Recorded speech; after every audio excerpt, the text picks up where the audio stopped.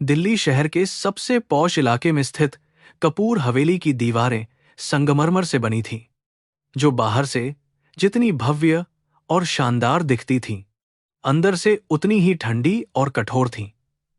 इस विशाल हवेली के मालिक देवराज कपूर एक बहुत ही सख्त, घमंडी और शक्तिशाली उद्योगपति थे, जिन्हें अपनी अथाह दौलत और ऊंचे सामाजिक रुतबे पर बहुत गर्व था। उनके लिए दुनिया की हर चीज और हर इंसान की एक कीमत थी, जिसे पैसों से खरीदा जा सकता था। उनका मानना था कि गरीबी एक अभिशाप है और गरीब लोग हमेशा लालची और धोखेबाज होते हैं, जो सिर्फ अमीर लोगों का फायदा उठाना चाहते हैं। इस हवेली में भावनाओं के लिए कोई जगह नहीं थी। यहां केवल सत्ता और पैसे का ही बोलबाला था। उसी हवेली के एक शांत और अंधेरे कोने में अंजलि का जीवन बीत रहा था। अंजलि राजस्थान के एक छोटे और गरीब गांव से आई थी, जिसकी आंखों में हमेशा भगवान के प्रति गहरी आस्था और दिल में सभी के लिए अपार दया भाव रहता था। अंजलि के माता पिता का बचपन में ही देहांत हो गया था, लेकिन उन्होंने उसे हमेशा कर्म और धर्म के मार्ग पर चलना सिखाया था। देवराज के इकलौते बेटे आर्यन ने जब अपने पिता की मर्जी के खिलाफ जाकर इस गरीब अनाथ लड़की से शादी की थी, तब से ही देवराज अंजलि से सख्त नफरत करने लगे थे। उन्हें लगता था कि अंजलि ने अपने भोलेपन का झूठा नाटक करके उनके सीधे साधे बेटे को फंसाया है, ताकि वह कपूर परिवार की बेशुमार दौलत हासिल कर सके। अपनी सास सावित्री के तीखे तानों और अपमानजनक शब्दों को अंजलि हर दिन चुपचाप सहती थी। सावित्री एक बहुत ही रूढ़िवादी महिला थी, जो हमेशा अपनी ऊंची जाति और अमीरी का घमंड दिखाती थी। वह अक्सर अंजलि को नौकरानियों से भी बदतर समझती थी और घर के सबसे छोटे और कठिन काम उसी से करवाती थी। अंजलि सुबह सबसे पहले उठकर पूरे घर की सफाई करती, रसोई में सबके लिए खाना बनाती और सास के हर आदेश का पालन बिना किसी शिकायत के करती थी। उसकी खामोशी और सहनशीलता को देवराज और सावित्री उसकी कमजोरी और चालाकी मानते थे। देवराज को यह देखकर बहुत गुस्सा आता था कि अंजलि कभी भी किसी बात पर पलटकर जवाब नहीं देती थी, क्योंकि उनका मानना था कि इतनी खामोशी के पीछे कोई बहुत गहरी साजिश ही हो सकती है। एक दिन आर्यन किसी जरूरी व्यापारिक सौदे के सिलसिले में 2 सप्ताह के लिए लंदन चला गया। आर्यन के जाते ही कपूर हवेली में अंजलि के लिए परिस्थितियां और भी ज्यादा बदतर होने लगीं। सावित्री ने उसे अपनी बहू मानने से पूरी तरह इनकार कर दिया और उसे नौकरों वाले क्वार्टर में रहने का आदेश सुना दिया। अंजलि ने अपनी आंखों में आंसू भरकर अपना सारा सामान समेटा और बिना एक भी शब्द कहे उस छोटे से सीलन भरे कमरे में जाकर रहने लगी। उसे पूरा विश्वास था कि भगवान शिव हर समय उसे देख रहे हैं और यह उसकी परीक्षा की घड़ी है, जिसे उसे धैर्य और शांति के साथ पार करना होगा। देवराज दूर खड़े होकर यह सब देख रहे थे और उनके चेहरे पर एक कठोर मुस्कान थी। देवराज अपनी लाइब्रेरी में बैठकर शराब पी रहे थे और अंजलि के बारे में ही सोच रहे थे। वे खुद से बार बार यही सवाल पूछ रहे थे कि आखिर यह लड़की इतनी बेइज्जती सहने के बाद भी इस घर को छोड़कर क्यों नहीं जा रही है। उनका अहंकार उन्हें यह मानने की इजाजत नहीं दे रहा था कि अंजलि सच में उनके बेटे आर्यन से सच्चा प्यार करती है और उसमें कोई लालच नहीं है। वे सोचने लगे कि जरूर यह लड़की कपूर खानदान की पूरी संपत्ति हड़पने का कोई बड़ा प्लान बना रही है और इसका यह सीधापन सिर्फ एक ढोंग है। उसी रात देवराज ने मन ही मन एक बहुत ही खतरनाक और अनोखी योजना बनाई, जिससे वे अंजलि का असली चेहरा सबके सामने ला सके। अगली सुबह देवराज ने अपने सबसे वफादार वकील को हवेली में बुलाया और उसे अपनी योजना के बारे में विस्तार से बताया। वकील यह सुनकर हैरान रह गया, क्योंकि देवराज कपूर जैसा बड़ा आदमी अपने ही घर में एक ऐसा खतरनाक खेल खेलने जा रहा था, जिसके परिणाम कुछ भी हो सकते थे। देवराज ने ठान लिया था कि वे अंजलि को लालची और धोखेबाज साबित करके ही दम लेंगे, चाहे इसके लिए उन्हें किसी भी हद तक क्यों ना जाना पड़े। उन्होंने तय किया कि वे खुद भेष बदलकर इस परीक्षा को अंजाम देंगे, ताकि बाद में कोई भी उन पर शक न कर सके। यह कपूर खानदान की गरिमा और उनके घमंड का सवाल था, जिसे वे हर कीमत पर जीतना चाहते थे। दोपहर के समय जब अंजलि रसोई में काम कर रही थी, तब सावित्री जानबूझकर वहां आई और उसके बनाए हुए खाने की थाली को जमीन पर फेंक दिया। उसने अंजलि को बहुत बुरा भला कहा और ताना मारा कि वह इस घर में सिर्फ मुफ्त की रोटियां तोड़ने के लिए आई है। अंजलि ने चुपचाप जमीन पर गिरे हुए अन्न को उठाया, क्योंकि उसके लिए अन्न देवता का रूप था, और फिर से नया खाना बनाने में जुट गई। उसकी आंखों से आंसू लगातार बह रहे थे, जो गर्म तवे पर गिरकर तुरंत भाप बन जाते थे। उसका दिल बहुत रो रहा था, लेकिन वह अपने कर्म को पूरी निष्ठा के साथ निभा रही थी, ताकि किसी को भी शिकायत का मौका ना मिल सके। देवराज खिड़की से अंजलि के इस बर्ताव को बहुत ही ध्यान से देख रहे थे। अंजलि की सहनशीलता उनके मन में और भी ज्यादा नफरत और संदेह पैदा कर रही थी। उन्होंने सोचा कि जो इंसान अपने सम्मान के लिए नहीं लड़ सकता, वह अंदर से बहुत ही लालची और डरपोक होता है। वे मन ही मन बड़बड़ाए कि बहुत जल्द इस नाटक का अंत होगा और इस लड़की को हमेशा के लिए इस हवेली से बाहर का रास्ता दिखा दिया जाएगा। उनके दिमाग में सिर्फ एक ही बात घूम रही थी कि कैसे भी करके आर्यन को ये साबित कर दें कि उसने एक बहुत ही गलत लड़की को अपना जीवन साथी चुना है। यह देवराज के लिए एक चुनौती बन गई थी, जिसे जीतना जरूरी था। रात गहराने लगी थी और हवेली में चारों तरफ सन्नाटा छा गया था। अंजलि अपने छोटे से कमरे में भगवान शिव की मूर्ति के सामने बैठी प्रार्थना कर रही थी। उसने भगवान से प्रार्थना की कि वे उसे शक्ति दें, ताकि वह इस परिवार का दिल जीत सके और उन्हें अपनी सच्चाई का एहसास करा सके। उसे आर्यन की बहुत याद आ रही थी, क्योंकि वही एक इंसान था जो उसे समझता था और उससे बिना किसी शर्त के सच्चा प्यार करता था। अंजलि जानती थी कि उसके सास ससुर का दिल बहुत कठोर है, लेकिन उसे अपने प्यार और अपने अच्छे कर्मों पर पूरा भरोसा था। वह मानती थी कि एक दिन ऐसा जरूर आएगा जब कपूर हवेली में उसे सच्चे मन से स्वीकार किया जाएगा। उसी समय देवराज अपने कमरे में एक पुरानी डायरी के पन्ने पलट रहे थे। इस डायरी में उन्होंने अपनी जिंदगी के सारे संघर्ष और अपनी सफलता की कहानी लिखी थी। उन्होंने कैसे गरीबी से उठकर इतनी बड़ी दौलत और साम्राज्य खड़ा किया था, यह सब इसमें दर्ज था। वे खुद को एक ऐसे योद्धा के रूप में देखते थे जिसने दुनिया की हर मुश्किल को हराकर जीत हासिल की थी। उनके लिए इंसान की भावनाएं और रिश्ते केवल एक कमजोरी थे जो सफलता के रास्ते में बाधा बनते थे। वे अपनी इस सफलता को किसी भी ऐसी लड़की के हाथों बर्बाद नहीं होने देना चाहते थे जिसका कोई वजूद और कोई हैसियत नहीं थी। उनके लिए अंजलि केवल एक खतरनाक दुश्मन के समान थी। अगले दिन सुबह होते ही हवेली का माहौल पहले की तरह ही तनावपूर्ण था। सावित्री ने अंजलि को घर के बाहर का बगीचा साफ करने का बहुत ही मुश्किल काम सौंप दिया। नवंबर का महीना था और दिल्ली की सुबह में हल्की ठंडक और कोहरा छाने लगा था। अंजलि बिना गर्म कपड़े पहने पुरानी सूती साड़ी में ही बगीचे के सूखे पत्ते समेटने लगी। ठंडी हवा के झोंके उसके शरीर को कंपा रहे थे, लेकिन उसके हाथ लगातार काम कर रहे थे। एक नौकर ने उसे अपनी शॉल देनी चाहिए, लेकिन सावित्री ने दूर से ही चिल्लाकर उस नौकर को रोक दिया और उसे नौकरी से निकालने की धमकी दी। अंजलि ने नौकर को इशारे से जाने के लिए कहा, ताकि उसकी वजह से किसी गरीब का नुकसान ना हो। यह सब देखकर देवराज के दिल में एक अजीब सी हलचल हुई, लेकिन उन्होंने तुरंत अपनी भावनाओं को दबा दिया। वे अपने फैसले पर अडिग रहना चाहते थे।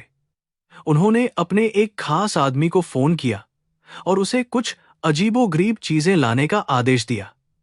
वे चीजें ऐसी थीं जिनका कपूर हवेली जैसी जगह पर कोई काम नहीं था, जैसे कि फटे, पुराने और गंदे कपड़े, नकली दाढ़ी, मिट्टी और कुछ बदबूदार रसायन।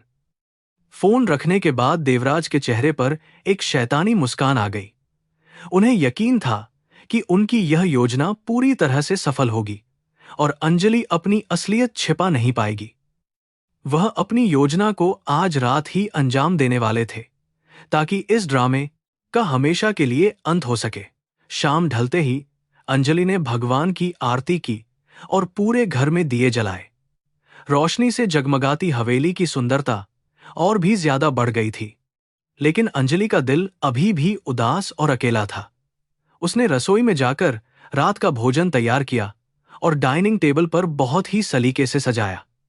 सावित्री और देवराज ने बिना उससे बात किए खाना खाया और अपने कमरों में चले गए। अंजलि ने उनके झूठे बर्तन साफ किए और फिर बची हुई सूखी रोटी खाकर अपनी भूख मिटाई। उसे याद आ रहा था कि कैसे उसके गांव में लोग गरीब होने के बावजूद भी एक दूसरे के साथ प्यार से रहते थे और मिल बांटकर खाना खाते थे। यहां दौलत तो बहुत थी, लेकिन इंसानों के बीच प्यार की भारी कमी थी।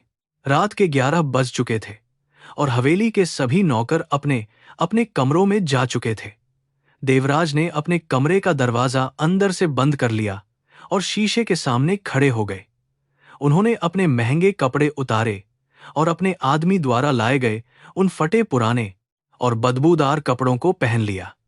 उन्होंने अपने चेहरे पर मिट्टी और कालिख मली, नकली सफेद दाढ़ी लगाई और अपने बालों को बुरी तरह से उलझा लिया।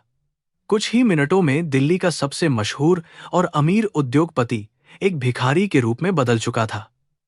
उन्हें खुद अपने शरीर से आने वाली बदबू से उल्टी महसूस हो रही थी, लेकिन अपने घमंड की खातिर वे इस हद तक जाने के लिए पूरी तरह से तैयार थे। देवराज ने अपनी एक आंख पर गंदी सी पट्टी बांध ली और हाथ में एक टूटी हुई लकड़ी ले ली ताकि वे एक अपाहिज और लाचार भिखारी दिख सकें। उन्होंने हवेली के पिछले दरवाजे से चुपचाप बाहर कदम रखा। नवंबर की रात की ठंड उनके शरीर में चुभने लगी थी, क्योंकि उन्होंने जिंदगी में कभी इतनी ठंड का सामना बिना गर्म कपड़ों के नहीं किया था।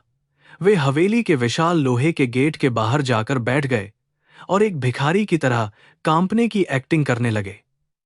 सड़क पर सन्नाटा था और ठंडी हवाएं तेजी से चल रही थीं। देवराज को यह महसूस होने लगा था कि गरीबी का नाटक करना भी कितना मुश्किल और दर्दनाक काम है, लेकिन वे पीछे हटने वाले नहीं थे।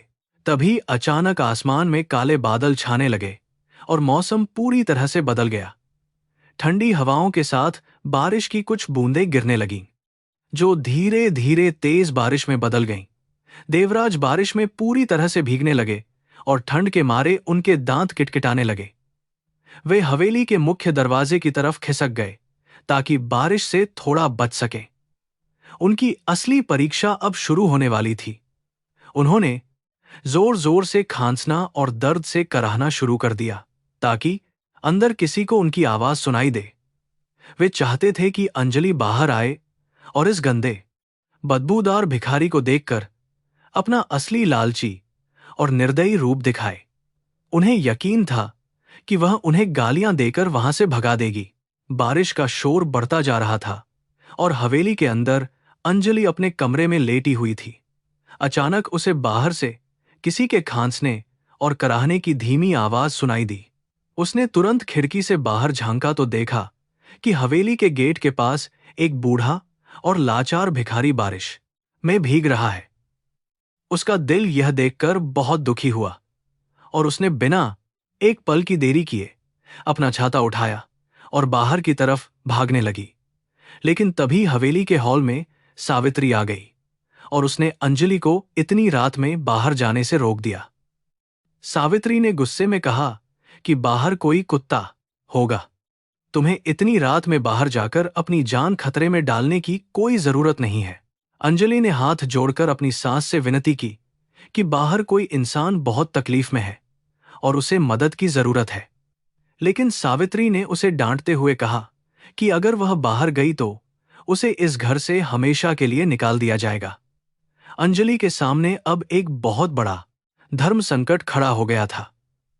एक तरफ उसकी सास का कठोर आदेश था और दूसरी तरफ एक मजबूर इंसान की जान खतरे में थी। अंजलि को अपने पिता की वह बात याद आई कि इंसानियत और दया से बड़ा कोई धर्म नहीं होता। उसने फैसला किया कि चाहे कुछ भी हो जाए, वह उस बूढ़े इंसान को इस तरह बारिश में तड़पकर मरने नहीं देगी, चाहे इसके लिए उसे घर ही क्यों ना छोड़ना पड़े। अंजलि ने सावित्री की बातों को अनसुना कर दिया और छाता लेकर हवेली के बड़े लोहे के गेट की तरफ दौड़ पड़ी। बारिश इतनी तेज थी कि उसका छाता भी उसे पूरी तरह से भीगने से नहीं बचा पा रहा था।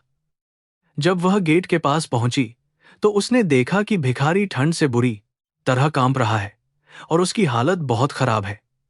अंजलि ने तुरंत क्यास पास गेट का ताला खोला और उस भिखारी के पास बैठ गई। उसने अपने हाथों से भिखारी के ऊपर छाता तान दिया और उसे सांत्वना देने लगी।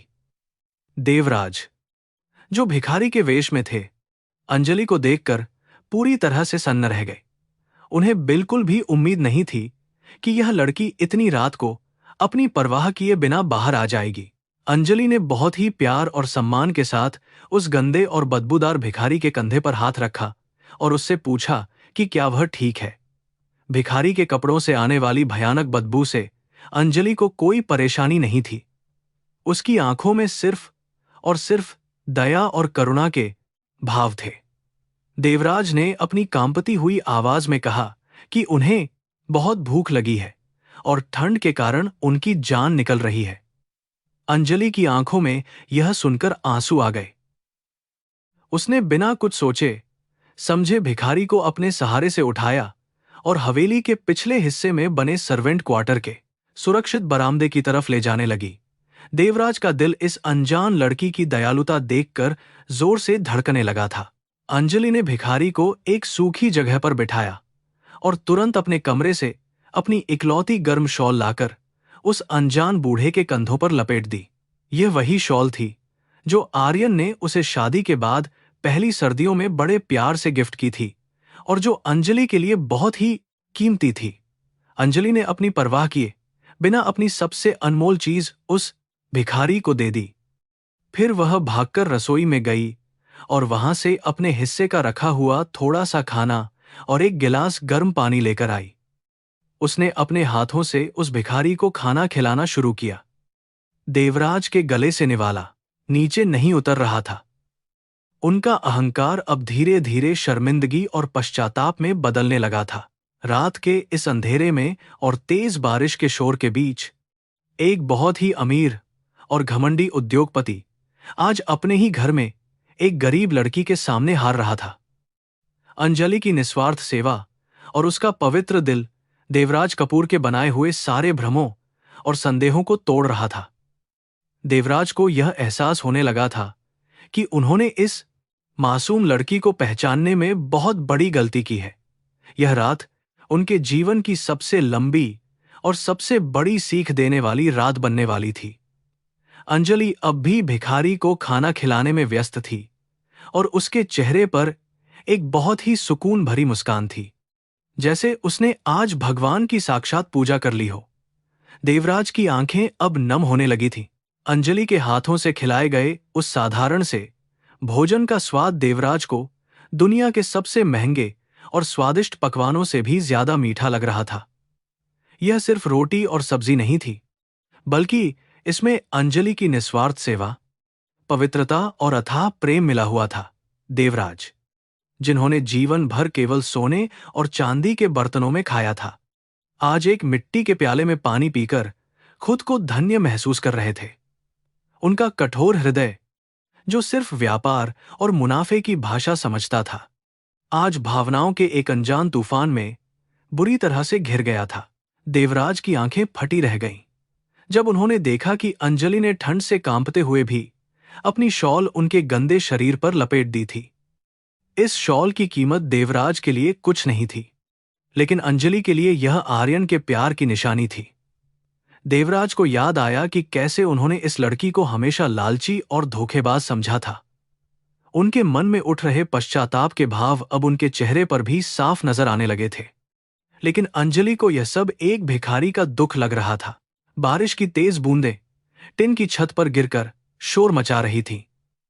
अंजलि ने एक पुराने सूती कपड़े से देवराज के चेहरे और बालों पर लगी कीचड़ को पोंछना शुरू किया। उसका यह स्पर्श इतना कोमल और ममतामयी था कि देवराज को अपनी मां की याद आ गई। उन्होंने कभी सपने में भी नहीं सोचा था कि जिस बहू को वे घर से निकालने की साजिश रच रहे थे, वही आज उनके इस घिनौने रूप को भी इतने प्यार और सम्मान के साथ गले लगा रही होगी। उनका सिर शर्म से पूरी तरह झुक गया। भोजन खत्म करने के बाद अंजलि ने खाली बर्तन को एक तरफ रखा और मुस्कुराते हुए कहा कि बाबा, आप यहीं आराम कीजिए, मैं आपके लिए गर्मागर्म चाय बनाकर लाती हूं। देवराज कुछ बोल नहीं पाए, उन्होंने सिर्फ अपनी गर्दन हिलाई। अंजलि बारिश में भागती हुई वापस रसोई की तरफ गई। देवराज उसे जाते हुए देख रहे थे। उस भीगती हुई कमजोर लड़की के अंदर उन्हें आज एक ऐसी मजबूत और पवित्र देवी का रूप नजर आ रहा था, जिसके सामने उनका सारा घमंड, सारी दौलत और उनका रसूख मिट्टी के एक छोटे से कण के समान लग रहा था। कुछ ही देर में अंजलि एक पुराने से पीतल के गिलास में चाय लेकर लौटी। चाय की सौंधी महक से उस ठंडे और सीलन भरे बरामदे का माहौल थोड़ा गर्म हो गया। उसने वह गिलास सावधानी से देवराज के कांपते हुए हाथों में थमा दिया। चाय की पहली घूंट गले से नीचे उतरते ही देवराज के शरीर में एक नई जान आ गई। उन्होंने दुनिया की बेहतरीन चाय पत्ती का स्वाद चखा था, लेकिन इस साधारण सी चाय में जो सुकून और अपनापन था, वह उन्हें अपनी पूरी जिंदगी में कभी किसी भी महंगी चीज में नहीं मिला था। अंजलि उनके पास ही जमीन पर बैठ गई। उसने अपने भीगे बालों को जूड़े में बांधा और प्यार से पूछा कि बाबा, आप इस भयानक तूफान में बाहर अकेले क्या कर रहे थे? आपका घर कहाँ है और आपके बच्चे कहाँ हैं? देवराज इन सवालों को सुनकर अंदर तक कांप गए।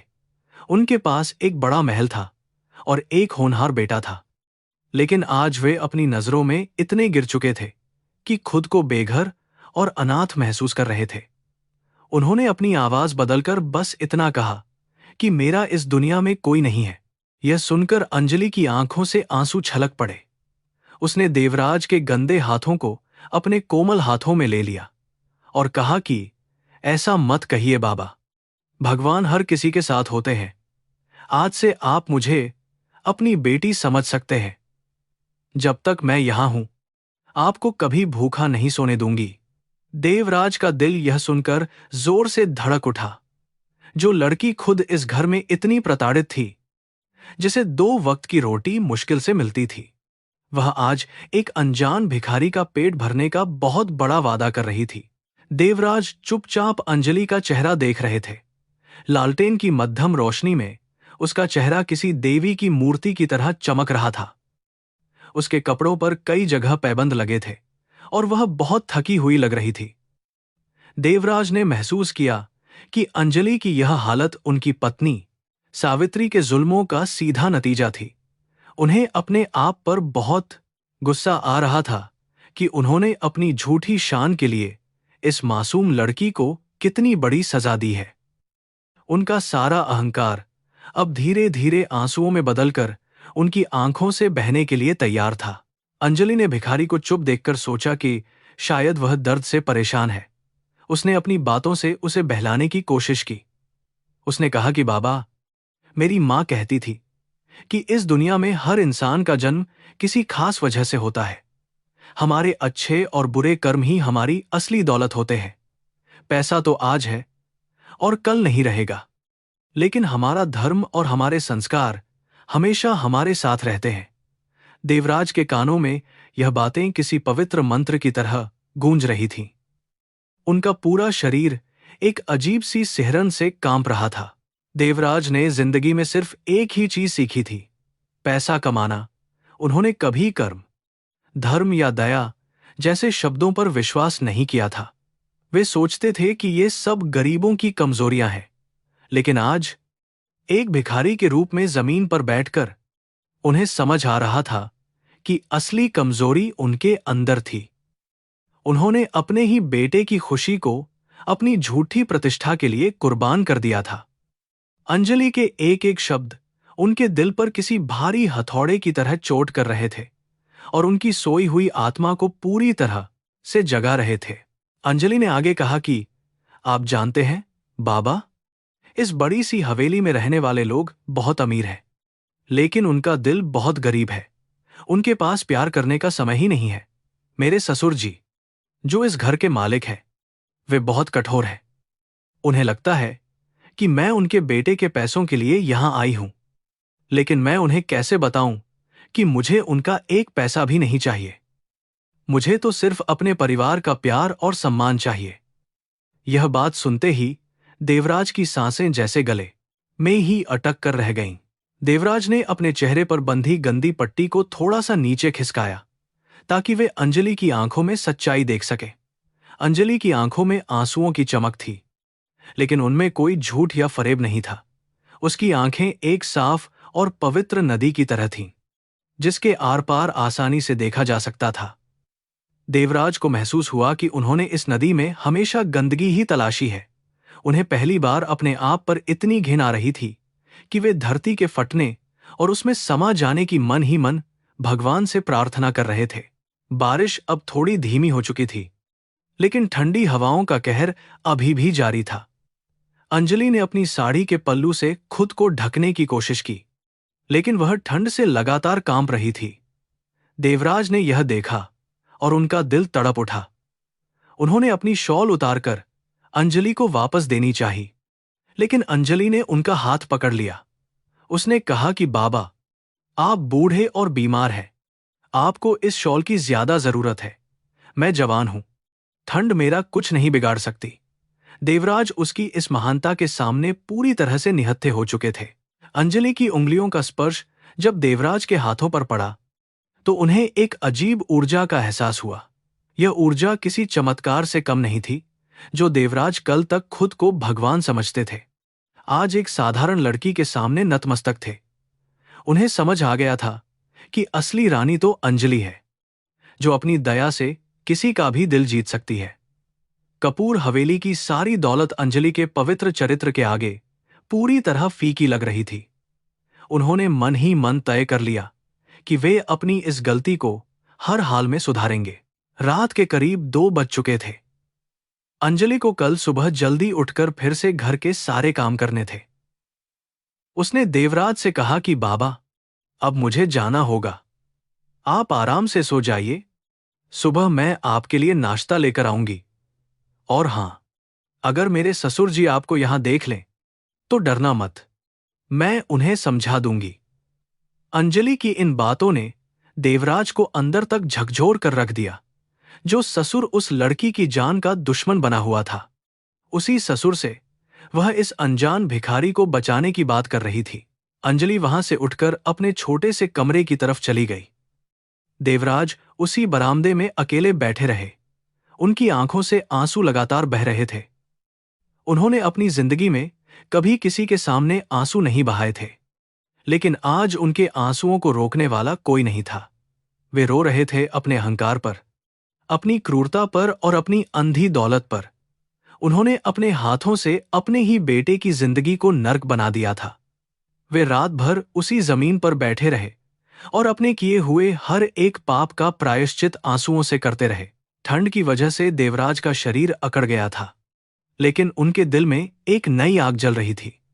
यह आग सच्चाई और पश्चाताप की थी।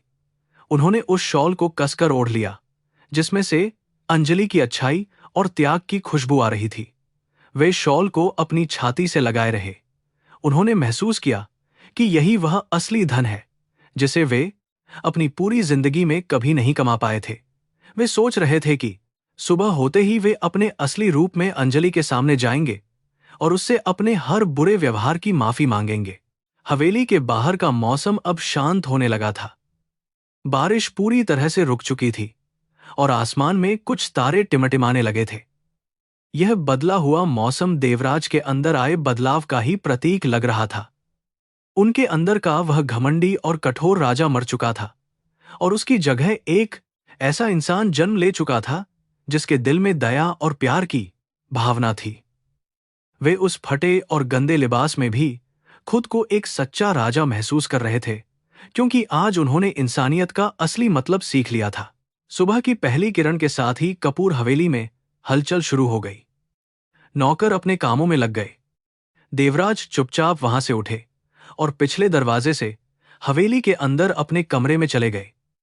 किसी ने भी उन्हें अंदर आते नहीं देखा।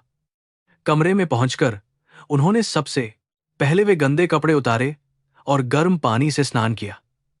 उनके शरीर से गंदगी तो साफ हो गई थी, लेकिन उनकी आत्मा पर जो पापों का भारी मैल था वह अंजलि की दया से ही साफ हो पाया था। वे अब खुद को बहुत हल्का महसूस कर रहे थे। देवराज ने अपने सबसे शानदार कपड़े पहने। उन्होंने अपनी कलाई पर महंगी घड़ी बांधी और आईने के सामने खड़े हो गए। आईने में दिखने वाला शख्स अब वह पुराना देवराज कपूर नहीं था। उसकी आंखों में एक अजीब सी शांति और कोमलता आ गई थी। आज वे अपने ऑफिस जाने के लिए नहीं, बल्कि अपनी जिंदगी का सबसे बड़ा फैसला लेने के लिए तैयार हो रहे थे। उन्हें अपनी पत्नी सावित्री को भी एक बहुत बड़ा सबक सिखाना था, ताकि वह भी समझ सके कि असली दौलत पैसों में नहीं, बल्कि इंसान के अच्छे कर्मों में छुपी होती है। उधर अंजलि अपने काम में लग गई थी। उसने नाश्ता बनाया और एक प्लेट में थोड़ा सा खाना लेकर उसी बरामदे की तरफ भागी जहां उसने रात में उस भिखारी को छोड़ा था। लेकिन जब वह वहां पहुंची तो उसने देखा कि वह जगह बिल्कुल खाली है। वहां सिर्फ उसकी दी हुई शॉल करीने से तह करके रखी हुई थी। अंजलि को बहुत हैरानी हुई। उसने चारों तरफ देखा, लेकिन वह बूढ़ा बाबा कहीं नजर नहीं आया। उसे थोड़ी चिंता भी हुई कि वह बीमार इंसान बिना कुछ खाए पिए इतनी सुबह कहाँ चला गया होगा। अंजलि ने वह शॉल उठाई और उसे अपने सीने से लगा लिया।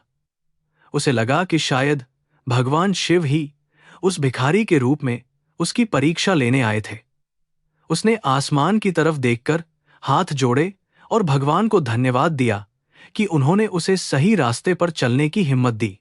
वह बहुत खुश थी कि वह किसी के काम आ सकी।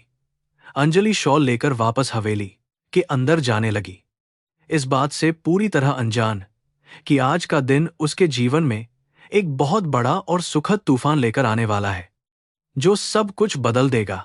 कपूर हवेली का बड़ा सा डाइनिंग हॉल पूरी तरह से सजा हुआ था। सावित्री अपनी जगह पर बैठी हुई नौकरों पर चिल्ला रही थी। अंजलि सिर झुकाकर चुपचाप सबको नाश्ता परोस रही थी। तभी हॉल के बड़े दरवाजे खुले और देवराज कपूर अपने पूरे रौब के साथ वहां आकर खड़े हो गए। उनके चेहरे पर एक ऐसी गंभीरता थी जिसे देखकर पूरे हॉल में सन्नाटा छा गया। सावित्री भी चुप हो गई। देवराज की नजरें सीधे अंजलि पर टिकी थीं। यह शांति किसी बहुत बड़े धमाके से पहले की शांति थी, जिसका इंतजार इस हवेली की दीवारों को भी था। देवराज कपूर को इस तरह अचानक डाइनिंग हॉल में खड़ा देखकर हर कोई हैरान रह गया था। उनकी आंखों में एक अजीब सी चमक और चेहरे पर एक ऐसा तेज था जिसे पहले कभी किसी ने नहीं देखा था। पूरे हॉल में ऐसा सन्नाटा छा गया था जैसे समय अचानक रुक गया हो। सावित्री, जो अभी तक नौकरों पर पूरी ताकत से चिल्ला रही थी, वह भी अपने पति का यह गंभीर रूप देखकर एकदम शांत हो गई। अंजलि अपने हाथ में चाय की केतली लिए सिर झुकाए चुपचाप खड़ी थी और उसके दिल की धड़कनें तेज हो रही थीं। देवराज धीरे धीरे चलकर अपनी कुर्सी के पास पहुंचे, लेकिन वे उस पर बैठे नहीं। उन्होंने अपनी तेज नजरों से पूरे हॉल का जायजा लिया और फिर सावित्री की तरफ देखा। उनकी यह खामोशी एक बहुत बड़े तूफान की आहट थी, जो आज इस घमंडी हवेली की सारी नींव हिलाने वाला था। सावित्री को लगा कि शायद देवराज अंजलि की किसी गलती पर गुस्सा है, इसलिए उसने तुरंत अंजलि को ताना मारते हुए कहा कि आज फिर इस लड़की ने कुछ गलत काम किया होगा। देवराज ने अपना हाथ उठाकर सावित्री को बीच में ही चुप रहने का कड़ा इशारा किया। देवराज की भारी और गंभीर आवाज पूरे हॉल में गूंज उठी। उन्होंने सीधे सावित्री से पूछा कि कल रात जब इतनी तेज बारिश हो रही थी, तब हवेली के मुख्य दरवाजे पर कौन आया था? सावित्री इस सवाल को सुनकर थोड़ी हैरान हुई। उसने गर्व से अपनी गर्दन ऊंची की और बताया कि कल रात एक बहुत ही गंदा और बदबूदार भिखारी हमारे गेट पर आ गया था। सावित्री ने बड़े घमंड से कहा कि उस भिखारी की हिम्मत कैसे हुई हमारे घर के पास आने की, इसलिए मैंने तुरंत नौकरों को आदेश देकर उसे वहां से दूर भगा दिया था। सावित्री की यह बात सुनकर देवराज की मुट्ठियां गुस्से से कस गईं। उन्होंने गहरी सांस ली और अपने गुस्से को काबू में करते हुए पूछा कि क्या तुम्हें उस बूढ़े और बीमार इंसान पर जरा सी भी दया नहीं आई? इतनी भयंकर ठंड और तेज बारिश में उसे घर से दूर भगाना क्या इंसानियत थी? सावित्री ने हंसते हुए जवाब दिया कि हम अमीर लोग हैं और इन सड़क छाप भिखारियों से हमारा कोई वास्ता नहीं है। ये लोग तो सिर्फ बीमारियां और गंदगी फैलाते हैं। अगर हम इन पर दया दिखाएंगे तो ये हमारे सिर पर आकर बैठ जाएंगे। देवराज को अपनी पत्नी के मुंह से ये कड़वे शब्द सुनकर बहुत शर्मिंदगी महसूस हो रही थी। उन्हें याद आ रहा था कि कुछ समय पहले तक वे खुद भी बिल्कुल ऐसा ही सोचते थे। पैसों के अहंकार ने उनकी आंखों पर भी ऐसी ही पट्टी बांध रखी थी। उन्होंने सावित्री को घूरते हुए कहा कि तुम भूल रही हो सावित्री कि अमीरी और गरीबी के बीच की यह अदृश्य रेखा सिर्फ हमारे दिमाग की उपज है। भगवान ने हम सबको एक जैसा बनाया है और जब मौत आती है तो वह किसी की बैंक का बैलेंस देखकर नहीं आती। देवराज के मुंह से धर्म और भगवान की बातें सुनकर सावित्री पूरी तरह से चौंक गई। उसे समझ नहीं आ रहा था कि हमेशा पैसों की बात करने वाले उसके पति को आज अचानक क्या हो गया है। उसने अपनी सफाई में कहा कि आप इस बात को इतना तूल क्यों दे रहे हैं? वह सिर्फ एक मामूली सा भिखारी था जिसकी कोई औकात नहीं थी। उसने अंजलि की तरफ इशारा करते हुए कहा कि यह अंजलि ही है जो कल रात उस गंदे भिखारी के पास जाने की जिद कर रही थी और घर का कड़ा नियम तोड़ रही थी। सावित्री ने देवराज को भड़काने की कोशिश करते हुए आगे कहा कि मैंने इस लड़की को बहुत समझाया था कि वह बाहर ना जाए, लेकिन इसने मेरी एक नहीं सुनी। यह उस बदबूदार आदमी को हमारे घर के पीछे वाले बरामदे में ले गई और उसे अपना खाना भी खिलाया। सावित्री ने गुस्से में अपनी बात खत्म करते हुए कहा कि यह लड़की हमारे परिवार के नाम पर एक कलंक है और इसे अमीर लोगों के बीच रहने का कोई भी सलीका नहीं आता। देवराज ने अंजलि की तरफ देखा जो अभी भी अपना सिर नीचे किए हुए चुपचाप खड़ी थी। देवराज धीरे धीरे कदम बढ़ाते हुए अंजलि के करीब आए। उनकी आंखों में अब गुस्सा नहीं बल्कि एक असीम प्यार और सम्मान था जिसे अंजलि अभी तक समझ नहीं पा रही थी। देवराज ने बहुत ही कोमल आवाज में अंजलि से पूछा कि बेटी, जब तुम्हारी सास ने तुम्हें बाहर जाने से मना किया था तो तुमने उनकी बात क्यों नहीं मानी? तुम जानती थी कि इसका परिणाम बहुत बुरा हो सकता है, फिर भी तुम उस तेज बारिश और तूफान में उस अनजान भिखारी की मदद करने के लिए घर से बाहर क्यों गईं? मुझे इस बात का सच जानना है। अंजलि पहली बार अपने ससुर के मुंह से खुद के लिए बेटी शब्द सुनकर बुरी तरह से कांप गई। उसे लगा कि शायद यह कोई नया ताना या कोई नई चाल है। उसने डरते हुए अपनी आंखें ऊपर उठाईं और देखा कि देवराज की आंखों में सच में आंसू तैर रहे थे। अंजलि ने अपनी कांपती हुई आवाज में जवाब दिया कि पिताजी, मैं अपनी सास का अपमान नहीं करना चाहती थी, लेकिन उस समय उस बूढ़े बाबा की जान खतरे में थी। मेरे लिए किसी इंसान की जान बचाना दुनिया के हर नियम और हर डर से बहुत बड़ा था। अंजलि ने एक गहरी सांस ली और हिम्मत जुटाकर आगे कहा कि मेरे माता पिता ने मुझे सिखाया था कि जब कोई इंसान दर्द में हो तो उसकी मदद करना ही सबसे बड़ा धर्म होता है। वह बूढ़ा इंसान ठंड से कांप रहा था और भूख से तड़प रहा था। अगर मैं उसे उस हालत में मरने के लिए छोड़ देती तो मैं खुद को कभी माफ नहीं कर पाती। मेरे लिए अमीरी और गरीबी में कोई फर्क नहीं है। हम सब भगवान के बच्चे हैं और एक दूसरे की मदद करना ही हमारा सबसे पहला और सबसे जरूरी कर्तव्य होना चाहिए। अंजलि की यह सच्ची और पवित्र बातें सुनकर हॉल में मौजूद सभी नौकरों की आंखें भी नम हो गईं। सावित्री अभी भी गुस्से से लाल पीली हो रही थी और अंजलि की बातों को बकवास समझ रही थी।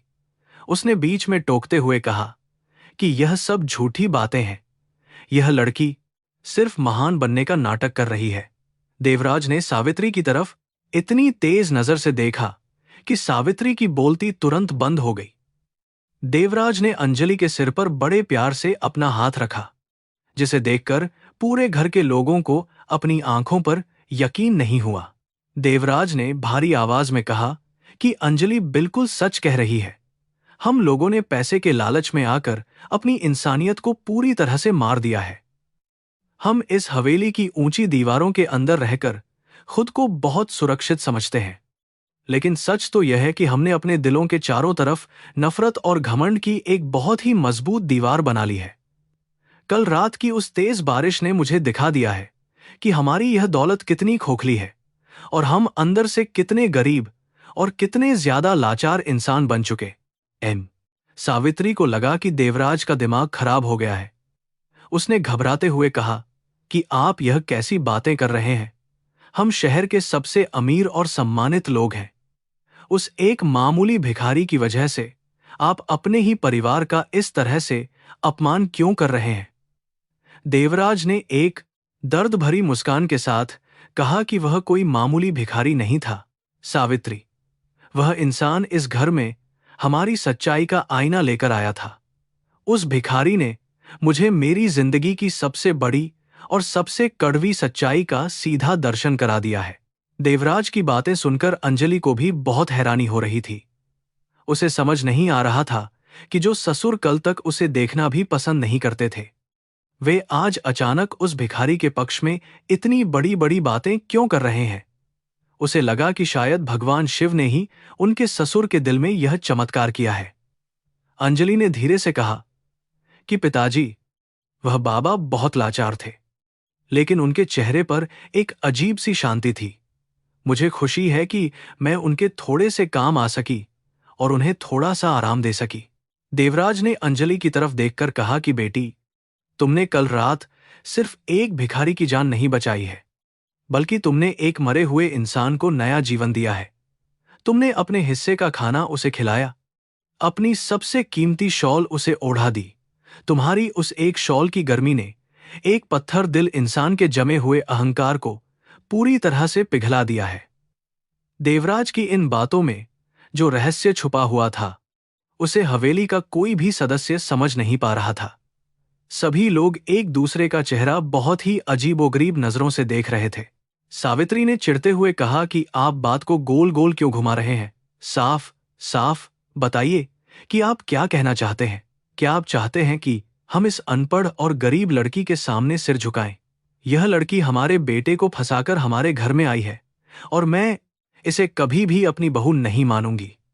देवराज ने एक लंबी सांस ली और बहुत ही शांत लेकिन दृढ़ आवाज में कहा कि यह तुम्हारी सबसे बड़ी भूल है सावित्री। अंजलि अनपढ़ नहीं है, बल्कि उसने जिंदगी की वह किताब पढ़ी है जिसे हम लोग आज तक समझ नहीं पाए हैं। देवराज ने नौकरों की तरफ मुड़कर देखा जो चुपचाप दीवार के पास खड़े थे। उन्होंने कड़क आवाज में उनसे पूछा कि जब तुम्हारी मालकिन ने उस लाचार इंसान को बारिश में भगाने का आदेश दिया था, तो क्या तुम में से किसी के दिल में दया नहीं आई? क्या तुम्हारी इंसानियत पूरी तरह से मर चुकी थी? नौकर डर के मारे कांपने लगे। एक पुराने नौकर ने हाथ जोड़कर कहा कि मालिक, हम तो सिर्फ हुक्म के गुलाम हैं। अगर हम मालकिन की बात नहीं मानते तो हमारी नौकरी चली जाती और हमारे छोटे छोटे बच्चे भूख से तड़पकर बुरी तरह मर जाते। देवराज ने उस नौकर की बात सुनकर अपनी आंखें बंद कर लीं। उन्हें एहसास हुआ कि इस घर का हर नियम उन्होंने ही इतना कठोर बनाया था कि यहां किसी गरीब की भावनाओं की कोई कीमत नहीं रह गई थी। वे खुद इस पूरी व्यवस्था के सबसे बड़े गुनहगार थे। उन्होंने अपनी आंखें खोली और कहा कि गलती तुम्हारी नहीं है, गलती मेरी है। मैंने ही इस घर को एक जेल बना दिया था जहां सिर्फ पैसे की भाषा समझी जाती है। लेकिन आज से इस घर के सारे नियम बदल जाएंगे और यहां सिर्फ प्यार और इंसानियत का राज होगा। अंजलि इन सारी घटनाओं को देखकर पूरी तरह से सुन्न पड़ गई थी। वह समझ नहीं पा रही थी कि यह सब सच में हो रहा है या वह कोई बहुत ही सुंदर सा सपना देख रही है।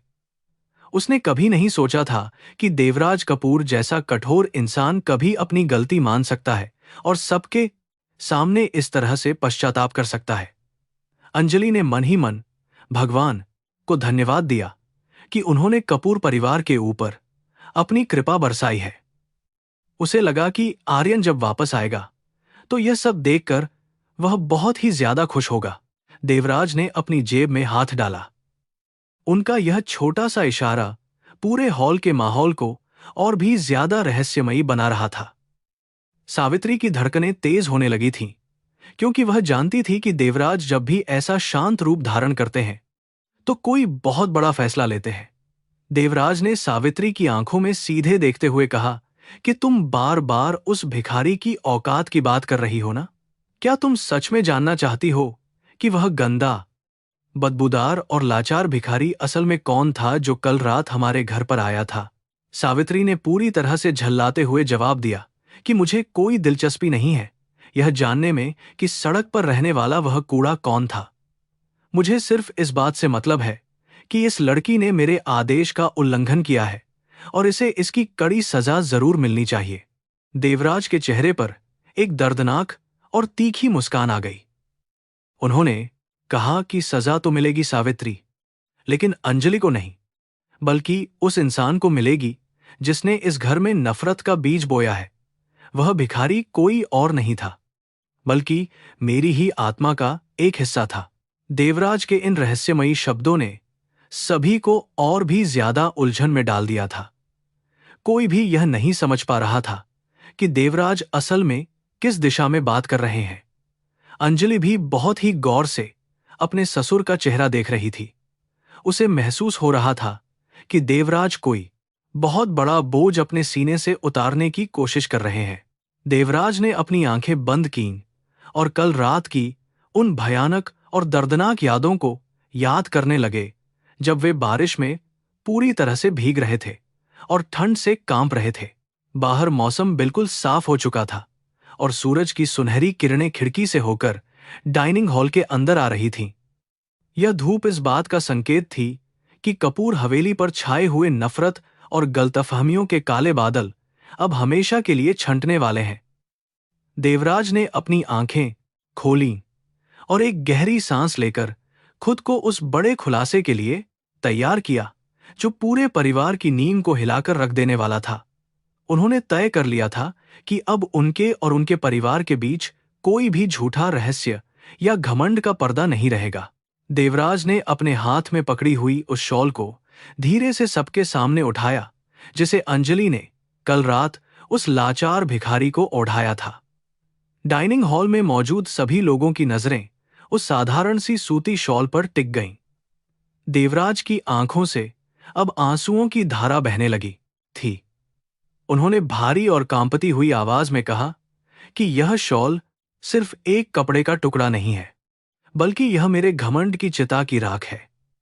कल रात जो भिखारी इस हवेली के दरवाजे पर अपनी जान की भीख मांग रहा था, वह कोई और नहीं बल्कि मैं खुद था।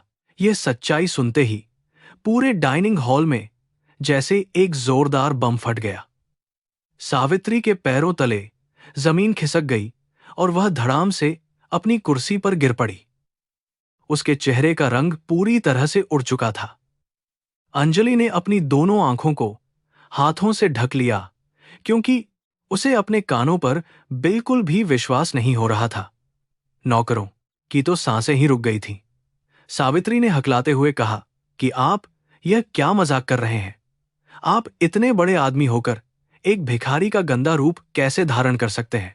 देवराज ने सावित्री की आंखों में अपनी तेज नजरें गढ़ाते हुए जवाब दिया कि यह कोई मजाक नहीं था सावित्री, बल्कि यह मेरी जिंदगी की सबसे बड़ी और घटिया साजिश थी। मैं साबित करना चाहता था कि अंजलि एक लालची और धोखेबाज लड़की है। मैं इस मासूम को हमेशा के लिए इस हवेली से बाहर निकालने का एक पक्का बहाना ढूंढ रहा था। इसलिए मैंने एक बदबूदार और अपाहिज भिखारी का भेष बनाया ताकि मैं इसकी सच्चाई और इसके ढोंग को पूरी दुनिया के सामने नंगा कर सकूं। लेकिन मेरी ही साजिश ने मुझे आज नंगा कर दिया है। देवराज की इन बातों को सुनकर अंजलि का दिल जोर जोर से धड़कने लगा। उसे समझ नहीं आ रहा था कि वह खुश हो या दुखी। देवराज ने आगे कहा कि जब मैं उस भयंकर बारिश और जमा देने वाली ठंड में बाहर बैठा था, तब मुझे पहली बार एहसास हुआ कि गरीबी असल में कितनी भयानक होती है। मेरे शरीर का एक एक अंग ठंड से सुन्न पड़ रहा था और मेरी जान निकल रही थी।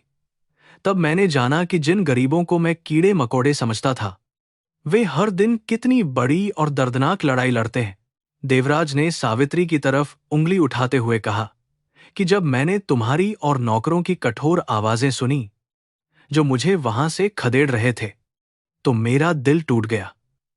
मुझे एहसास हुआ कि इस हवेली की दीवारों में कितनी ज्यादा नफरत और संवेदनहीनता भरी हुई है। हम लोग सिर्फ बाहर से चमकते हैं, लेकिन अंदर से हमारी आत्मा पूरी तरह सड़ चुकी है। मैं अपने ही घर के बाहर एक कुत्ते की तरह तड़प रहा था, और मेरी अपनी पत्नी मुझे गालियां देकर वहां से मरने के लिए दूर भगा रही थी। देवराज अपने आंसुओं को पोंछते हुए अंजलि की तरफ मुड़े। उन्होंने कहा कि जब मेरी सारी उम्मीदें टूट चुकी थीं और मैं मौत का इंतजार कर रहा था, तब यह लड़की एक देवी की तरह बारिश में भागती हुई मेरे पास आई। इसे मेरे गंदे कपड़ों से आने वाली बदबू से कोई फर्क नहीं पड़ा। इसने बिना किसी डर या झिझक के मुझे सहारा दिया और मुझे सुरक्षित जगह पर पहुंचाया। उस समय मुझे ऐसा लगा जैसे साक्षात भगवान ने ही इस लड़की के रूप में आकर मुझे मौत के मुंह से बाहर निकाल लिया है। देवराज की आवाज भर्रा गई जब उन्होंने अंजलि के कोमल स्पर्श को याद किया। उन्होंने कहा कि अंजलि ने जब एक पुराने कपड़े से मेरे चेहरे और बालों पर लगी कीचड़ को साफ किया, तो वह सिर्फ मेरे शरीर की गंदगी नहीं हटा रही थी। उसके उस पवित्र और ममतामयी स्पर्श ने मेरी आत्मा पर जमे हुए सालों पुराने अहंकार के मैले को भी हमेशा के लिए धो दिया। उसके हाथों में एक ऐसी अजीब सी जादुई गर्माहट थी जिसने मेरे जमे हुए और कठोर दिल को पूरी तरह से पिघलाकर पानी पानी कर दिया। देवराज ने अपनी आंखें बंद करके उस पल को याद किया और कहा कि इसके बाद अंजलि मेरे लिए वह चाय लेकर आई। मैंने अपनी पूरी जिंदगी में दुनिया की सबसे महंगी शराब और सबसे बेहतरीन चाय पी है, लेकिन उस पीतल के पुराने गिलास में जो चाय थी, उसका स्वाद मैं मरते दम तक नहीं भूल सकता। उस एक कप चाय ने मेरी नसों में दौड़ रहे झूठे गुरूर को खत्म कर दिया। उस चाय में चाय पत्ती और चीनी नहीं थी, बल्कि उसमें अंजलि की निस्वार्थ सेवा, अथाह प्यार और पवित्रता घुली हुई थी। देवराज फूट फूट कर रोने लगे। उन्होंने कहा कि जो लड़की इस घर में सिर्फ 2 सूखी रोटियों के लिए तरसती है, जैसे मेरी पत्नी दिन रात ताने मारती है, उस लड़की ने अपना पूरा खाना मेरे सामने रख दिया। मैंने जब उस मिट्टी के बर्तन में खाना खाया, तो मुझे ऐसा लगा जैसे मैं देवताओं का अमृत पी रहा हूं। उस भोजन ने मेरी भूख तो मिटाई ही, साथ ही मेरी आत्मा को भी हमेशा के लिए तृप्त कर दिया। मुझे उस एक पल में पूरी दुनिया की सबसे बड़ी और सच्ची दौलत मिल गई। देवराज ने शॉल को चूमते हुए कहा कि जब ठंड के मारे मेरे प्राण निकल रहे थे, तब इस लड़की ने अपनी इकलौती शॉल उतारकर मेरे गंदे शरीर पर डाल दी। यह जानती थी कि यह शॉल आर्यन की आखिरी निशानी है, फिर भी इसने एक अनजान भिखारी की जान बचाने होने के लिए अपना सब कुछ दांव पर लगा दिया। इस शॉल की गर्मी ने सिर्फ मुझे मरने से नहीं बचाया, बल्कि इसने मुझे एक नया और सच्चा इंसान बना दिया है। आज मैं जो भी हूं, सिर्फ और सिर्फ इस महान लड़की की वजह से हूं। सावित्री अब पूरी तरह से खामोश हो चुकी थी। उसके चेहरे पर घबराहट और पश्चाताप के भाव साफ दिखाई दे रहे थे। वह समझ चुकी थी कि उसने अपनी जिंदगी की कितनी बड़ी भूल की है। हॉल में खड़े नौकर भी अब अपने आंसू नहीं रोक पा रहे थे। उन सबको अपनी मालकिन की क्रूरता और अंजलि की महानता का असली फर्क समझ आ गया था।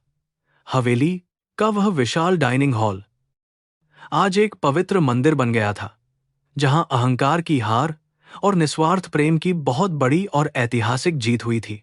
अंजलि अभी भी बुत की तरह खड़ी कांप रही थी। उसकी आंखों से आंसुओं की नदियां बह रही थीं।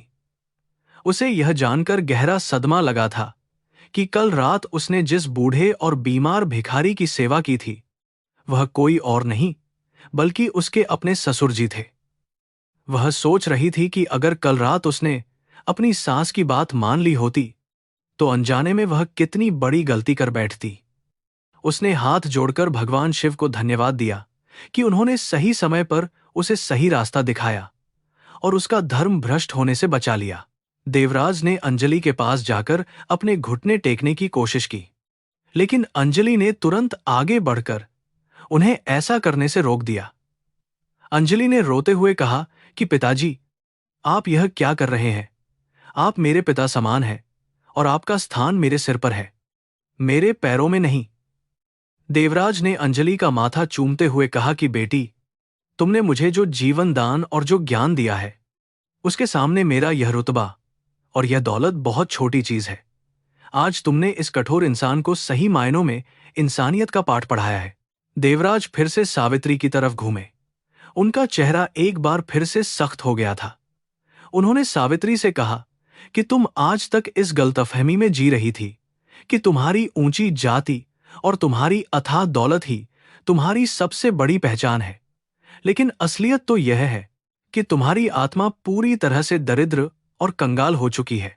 तुमने कभी इस लड़की के सच्चे प्यार को नहीं समझा और हमेशा इसे एक नौकरानी की तरह ही ट्रीट किया। तुम्हारे इसी घमंड ने आज तुम्हें पूरे परिवार के सामने इतना ज्यादा नीचा दिखा दिया है। सावित्री की आंखों से भी अब आंसू छलक पड़े थे। उसका सारा गुरूर चूर चूर हो गया था। उसने कांपती हुई आवाज में कहा कि मुझे माफ कर दीजिए, मुझसे बहुत बड़ी गलती हो गई है। मुझे अंजलि की अच्छाई कभी दिखाई ही नहीं दी। देवराज ने ठंडी सांस भरते हुए कहा कि माफी मुझसे नहीं, इस लड़की से मांगो जिसका तुमने हर दिन अपमान किया है। तुम्हारे बुरे कर्मों का हिसाब भगवान जरूर करेगा, लेकिन आज तुम्हें अपने अहंकार को त्याग कर इस सच को स्वीकार करना ही होगा कि यह लड़की ही इस घर की असली रानी है।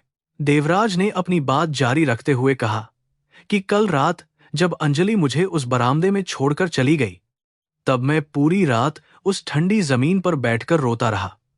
मैंने अपनी जिंदगी के हर एक बुरे फैसले को याद किया और खून के आंसू बहाए। मैंने देखा कि मैंने कैसे अपने ही हाथों से अपने बेटे की खुशियों को बर्बाद किया है। मुझे उस रात यह समझ आ गया कि पैसे से बिस्तर तो खरीदा जा सकता है, लेकिन नींद नहीं। अंजलि की दी हुई वह शॉल मेरी जिंदगी की सबसे बड़ी और पवित्र संपत्ति बन गई है।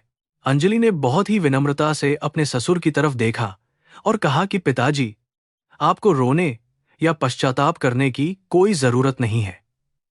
मैंने जो कुछ भी किया वह सिर्फ मेरा धर्म था और एक इंसान होने के नाते मेरा सबसे बड़ा कर्तव्य था। अगर आपकी जगह कोई और भी होता तो भी मैं वही करती जो मैंने कल रात किया था। मैंने कभी किसी के लिए अपने मन में नफरत या लालच नहीं रखा। मैं सिर्फ यह चाहती हूं कि हम सब एक परिवार की तरह प्यार और शांति के साथ इस हवेली में रहें। देवराज अंजलि की ये बातें सुनकर गदगद हो गए। उन्होंने कहा कि तुम्हारा यही धर्म आज मेरे अहंकार पर भारी पड़ गया है बेटी। तुमने साबित कर दिया है कि एक इंसान की असली कीमत उसके कपड़ों या उसके बैंक बैलेंस से नहीं, बल्कि उसके चरित्र और उसके पवित्र कर्मों से होती है। तुमने मेरे अंदर के उस शैतान को मार दिया है जो हमेशा सिर्फ पैसे के लिए जीता था। आज से यह देवराज कपूर सिर्फ एक अमीर बिजनेसमैन नहीं, बल्कि एक ऐसा इंसान बन गया है जिसके सीने में एक धड़कता हुआ और दयालु दिल है। बाहर सूरज की किरणें अब और भी ज्यादा तेज और चमकदार हो गई थीं। डाइनिंग हॉल के बड़े बड़े शीशों से छनकर आती हुई यह रोशनी अंजलि के चेहरे पर पड़ रही थी, जिससे वह किसी दिव्य अप्सरा जैसी लग रही थी। हवेली का वह भारी और घुटन भरा माहौल अब पूरी तरह से खत्म हो चुका था और उसकी जगह एक अजीब सी शांति और पवित्रता ने ले ली थी। वहां मौजूद हर इंसान यह महसूस कर सकता था कि कपूर हवेली में आज एक नए और सुनहरे युग की शुरुआत हो रही है, जो सिर्फ प्यार पर आधारित होगा। देवराज ने अपनी आवाज को थोड़ा और ऊंचा करते हुए पूरे हॉल में घोषणा की कि आज से इस कपूर हवेली के सारे पुराने और सड़े हुए नियम बदल दिए जाएंगे। आज से यहां कोई नौकर या मालिक नहीं होगा, बल्कि हम सब एक परिवार की तरह रहेंगे। जो इज्जत और जो रुतबा मुझे मिलता है, वही इज्जत आज से अंजलि को भी मिलेगी। किसी ने भी अगर अंजलि का अपमान करने की हिम्मत की तो उसे इस घर से हमेशा के लिए बाहर निकाल दिया जाएगा। देवराज का यह कड़ा फैसला सुनकर सबके चेहरों पर खुशी दौड़ गई। देवराज ने हॉल में रखी हुई भगवान शिव की बड़ी सी मूर्ति की तरफ देखा और अपने हाथ जोड़ लिए। उन्हें अब समझ आ गया था कि भगवान की असली पूजा मंदिरों में करोड़ों रुपये दान करने से नहीं होती, बल्कि किसी लाचार और गरीब इंसान की सच्चे मन से सेवा करने में होती है। उन्होंने मन ही मन भगवान से प्रार्थना की कि वे उन्हें हमेशा इसी तरह सही रास्ते पर चलने की शक्ति दें। अंजलि ने भी अपने ससुर के साथ भगवान को प्रणाम किया और उसकी आंखों में एक बहुत ही सुकून भरी चमक नजर आ रही थी। यह पूरी घटना सिर्फ एक रात की कहानी नहीं थी, बल्कि यह एक बहुत बड़े बदलाव की शुरुआत थी। देवराज का वह भिखारी वाला रूप भले ही नकली था, लेकिन उस एक रात ने उन्हें जिंदगी का सबसे असली और गहरा सबक सिखा दिया था। अंजलि की वह गर्म चाय और उसके हाथों का वह कोमल स्पर्श हमेशा के लिए देवराज की यादों में बस गया था। अब उन्हें इंतजार था तो सिर्फ अपने बेटे आर्यन के वापस आने का, ताकि वे उससे माफी मांग सकें और उसे बता सकें कि उसकी पत्नी इस दुनिया की सबसे अनमोल इंसान है। अंजलि ने महसूस किया कि उसके माता पिता की दी हुई शिक्षा आज पूरी तरह से सफल हो गई है।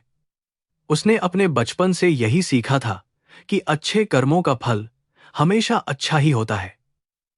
आज उसके सामने उस कर्म के सिद्धांत की सबसे बड़ी और खूबसूरत जीत खड़ी थी।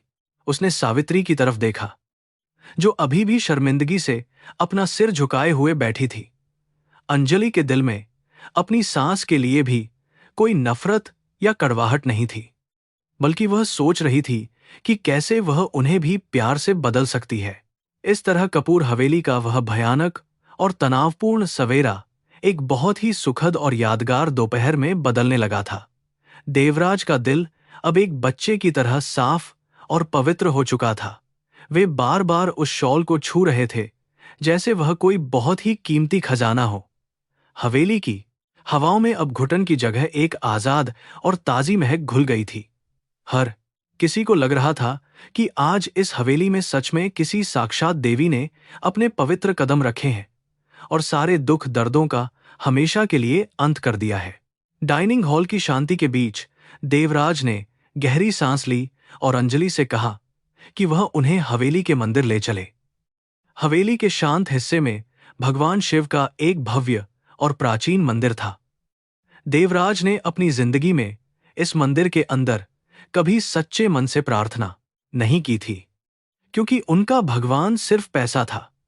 आज उनके कदम खुद उस पवित्र स्थान की तरफ बढ़ रहे थे। अंजलि आगे चल रही थी और देवराज, सावित्री और बाकी नौकर उनके पीछे बहुत ही धीमी और शांत चाल से सिर झुकाकर चुपचाप चल रहे थे। मंदिर के अंदर पहुंचते ही वहां की पवित्र हवा ने सभी के मनों को अजीब शांति से भर दिया।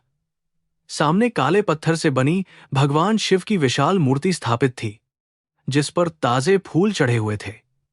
देवराज उस मूर्ति के सामने जाकर हाथ जोड़कर खड़े हो गए। उन्हें ऐसा लग रहा था जैसे भगवान शिव अपनी बंद आंखों से उनके सारे पापों को देख रहे हों। उनकी आंखों से आंसू बहने लगे और वे घुटनों के बल जमीन पर बैठ गए। उन्होंने अपनी सारी अकड़ और सारा घमंड मूर्ति के सामने पूरी तरह से त्याग दिया। देवराज ने रोते हुए अंजलि की तरफ देखा और धीमी आवाज में पूछा कि बेटी, कल रात जब तुम मेरे उस घिनौने रूप के पास बैठी थीं, तो तुम्हारे मन में क्या चल रहा था? तुम्हें उस गंदे इंसान से नफरत क्यों नहीं आई? अंजलि ने भगवान शिव को प्रणाम किया और देवराज के पास जमीन पर बैठ गई। उसने अपने पुराने दिनों को याद करते हुए गहरी सांस ली। जब मैंने उस भिखारी को देखा तो मुझे उसमें सिर्फ लाचार इंसान नजर नहीं आया, बल्कि मुझे उसमें अपने स्वर्गवासी पिता की छवि दिखाई दे रही थी। अंजलि की आंखों में अपने पिता की यादों के आंसू छलक आए। उसने भावुक होकर बताया कि उसके पिता राजस्थान के एक बहुत ही छोटे गांव में रहते थे। वे हमेशा दूसरों की मदद करने के लिए तैयार रहते थे, चाहे उनके पास खुद खाने को कुछ ना हो। उन्होंने ही मुझे बचपन से कर्म और धर्म का सही रास्ता दिखाया था। वे कहते थे कि हर बूढ़ा और बेसहारा इंसान भगवान का रूप होता है। कल रात जब आप बारिश में कांप रहे थे, तो मुझे लगा जैसे मेरे अपने पिता उस तूफान में तड़प रहे हों। अंजलि ने अपनी बात को आगे बढ़ाते हुए कहा कि मेरे पिता हमेशा कर्म के सिद्धांत पर पूरा विश्वास करते थे। उनका मानना था कि हम जो भी अच्छे या बुरे कर्म करते हैं, वे लौटकर हमारे पास जरूर आते हैं। अगर हम किसी भूखे को खाना खिलाते हैं, तो भगवान हमारी भूख भी मिटाता है। यही वजह थी कि कल रात मैंने अपने जीवन की कोई परवाह नहीं की। मुझे लगा कि अगर मैंने इस लाचार इंसान को मरने के लिए छोड़ दिया तो भगवान शिव मुझे मेरे इस घोर पाप के लिए कभी भी माफ नहीं करेंगे। देवराज अंजलि की इन गहरी बातों को सुनकर पूरी तरह से सन्न रह गए थे। इतनी कम उम्र की लड़की के विचार इतने ऊंचे और पवित्र हो सकते हैं, यह उन्होंने सपने में भी नहीं सोचा था। उन्हें अपने उन अमीर दोस्तों की याद आ गई जो हमेशा सिर्फ मुनाफे की ही बातें करते थे। उन सबकी सोच इस गरीब गांव की लड़की के सामने कितनी छोटी थी, यह आज देवराज को अच्छी तरह समझ आ रहा था। उनका दिल अंजलि के लिए असीम सम्मान से भर चुका था और वे उसे अपने घर की साक्षात देवी मान चुके थे। अचानक मंदिर के अंदर एक बहुत ही अद्भुत और रहस्यमयी घटना घटी। बाहर बारिश का पानी हवेली की पुरानी छत से रिसकर ठीक भगवान शिव की मूर्ति के ऊपर गिर रहा था।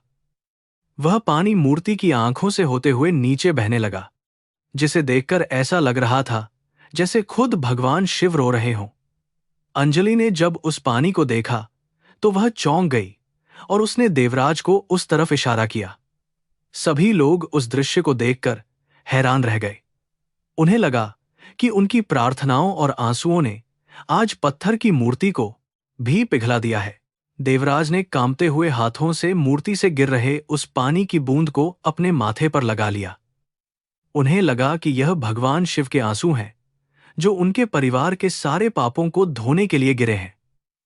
उन्होंने भारी आवाज में कहा कि भगवान शिव भी आज हमारी इस हालत को देखकर रो रहे हैं। हमने सालों से इस हवेली में जो नफरत और अहंकार की दीवारें खड़ी की थीं, आज वे सारी दीवारें अंजलि के निस्वार्थ प्रेम से पूरी तरह ढह चुकी हैं। देवराज के चेहरे पर अब एक अजीब सी शांति नजर आ रही थी। सावित्री, जो अभी तक सदमे से बाहर नहीं आ पाई थी, वह भी धीरे धीरे मंदिर के दरवाजे तक पहुंच गई। उसने देखा कि उसका घमंडी पति भगवान के सामने घुटनों के बल बैठा रो रहा है। सावित्री का दिल भी अब पूरी तरह पिघल चुका था। वह भागकर अंजलि के पैरों में गिर पड़ी और जोर जोर से रोने लगी। उसने अंजलि के पैर पकड़कर कहा कि मुझे माफ कर दे बेटी, मैं अंधी हो चुकी थी। मैंने अपनी दौलत और झूठी शान के नशे में तुझ जैसी पवित्र देवी का बहुत अपमान किया है। मेरे पापों की कोई माफी नहीं है। अंजलि ने तुरंत सावित्री को सहारा देकर उठाया और अपने सीने से लगा लिया। अंजलि की आंखों से भी आंसू बह रहे थे, लेकिन ये खुशी और मिलन के आंसू थे। उसने सावित्री के आंसू पोंछते हुए कहा कि मां, आप यह क्या कर रही हैं? आप मेरी मां के समान हैं और मां को कभी बच्चों के पैर नहीं पकड़ने चाहिए। मेरे दिल में आपके लिए कोई बुरी भावना नहीं थी। मैंने हमेशा यही चाहा था कि मुझे इस घर में बेटी का प्यार मिले। आज भगवान ने मेरी यह प्रार्थना पूरी कर दी है और मेरा परिवार सौंप दिया है। सावित्री ने अंजलि का माथा चूम लिया और उसे जोर से गले लगा लिया। हवेली के सभी नौकर जो दरवाजे के बाहर खड़े यह सब देख रहे थे, वे भी अपने आंसू नहीं रोक पाए। आज कपूर हवेली का हर कोना उस पवित्र प्रेम की रोशनी से जगमगा रहा था, जिसे पैसों से नहीं खरीदा जा सकता। देवराज यह सब देखकर मन ही मन बहुत खुश हो रहे थे। उन्हें लग रहा था कि उनकी जिंदगी का सबसे बड़ा सौदा आज पूरा हो गया है। उन्होंने अपने झूठे अहंकार को बेचकर एक सच्चा और प्यारा परिवार हमेशा के लिए पा लिया था। अंजलि ने मंदिर में रखी हुई अगरबत्ती जलाई और भगवान शिव की आरती शुरू की। अगरबत्ती की मीठी सुगंध पूरे मंदिर में फैल गई, जो हवा में घुले सारे तनाव और नफरत को खत्म कर रही थी। देवराज और सावित्री ने भी अंजलि के साथ मिलकर आरती गाई। ऐसा लग रहा था जैसे कई सालों के बाद इस हवेली में असली दिवाली मनाई जा रही हो। अंजलि की मधुर आवाज जब मंदिर की दीवारों से टकराकर वापस लौट रही थी, तो वह ईश्वरीय संगीत जैसी लग रही थी। हर कोई आंखें बंद करके उस परम शांति का पूरा आनंद ले रहा था। आरती खत्म होने के बाद अंजलि ने भगवान का प्रसाद सबको बांटा।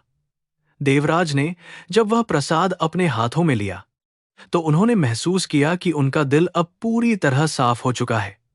वे अंजलि से बोले कि बेटी, मुझे समझ आ गया है कि कर्म ही इंसान का असली जीवन है। मैं अपनी सारी दौलत साथ नहीं ले जा सकता, लेकिन अगर मैं किसी गरीब की मदद करूं तो वह पुण्य जरूर साथ जाएगा। तुमने मुझे जिंदगी जीने का बिल्कुल नया और सुंदर मकसद दे दिया है, जिसके लिए मैं जीवन भर तुम्हारा बहुत आभारी रहूंगा। देवराज ने गंभीरता से कहा कि आज से मैं अपनी आधी संपत्ति गरीबों और बेसहारा लोगों की मदद के लिए दान कर दूंगा। मैं अनाथ बच्चों के लिए स्कूल और बीमार लोगों के लिए अस्पताल बनवाऊंगा, ताकि कोई भी इंसान सड़क पर बारिश में ना तड़पे, जैसे मैं कल रात तड़प रहा था।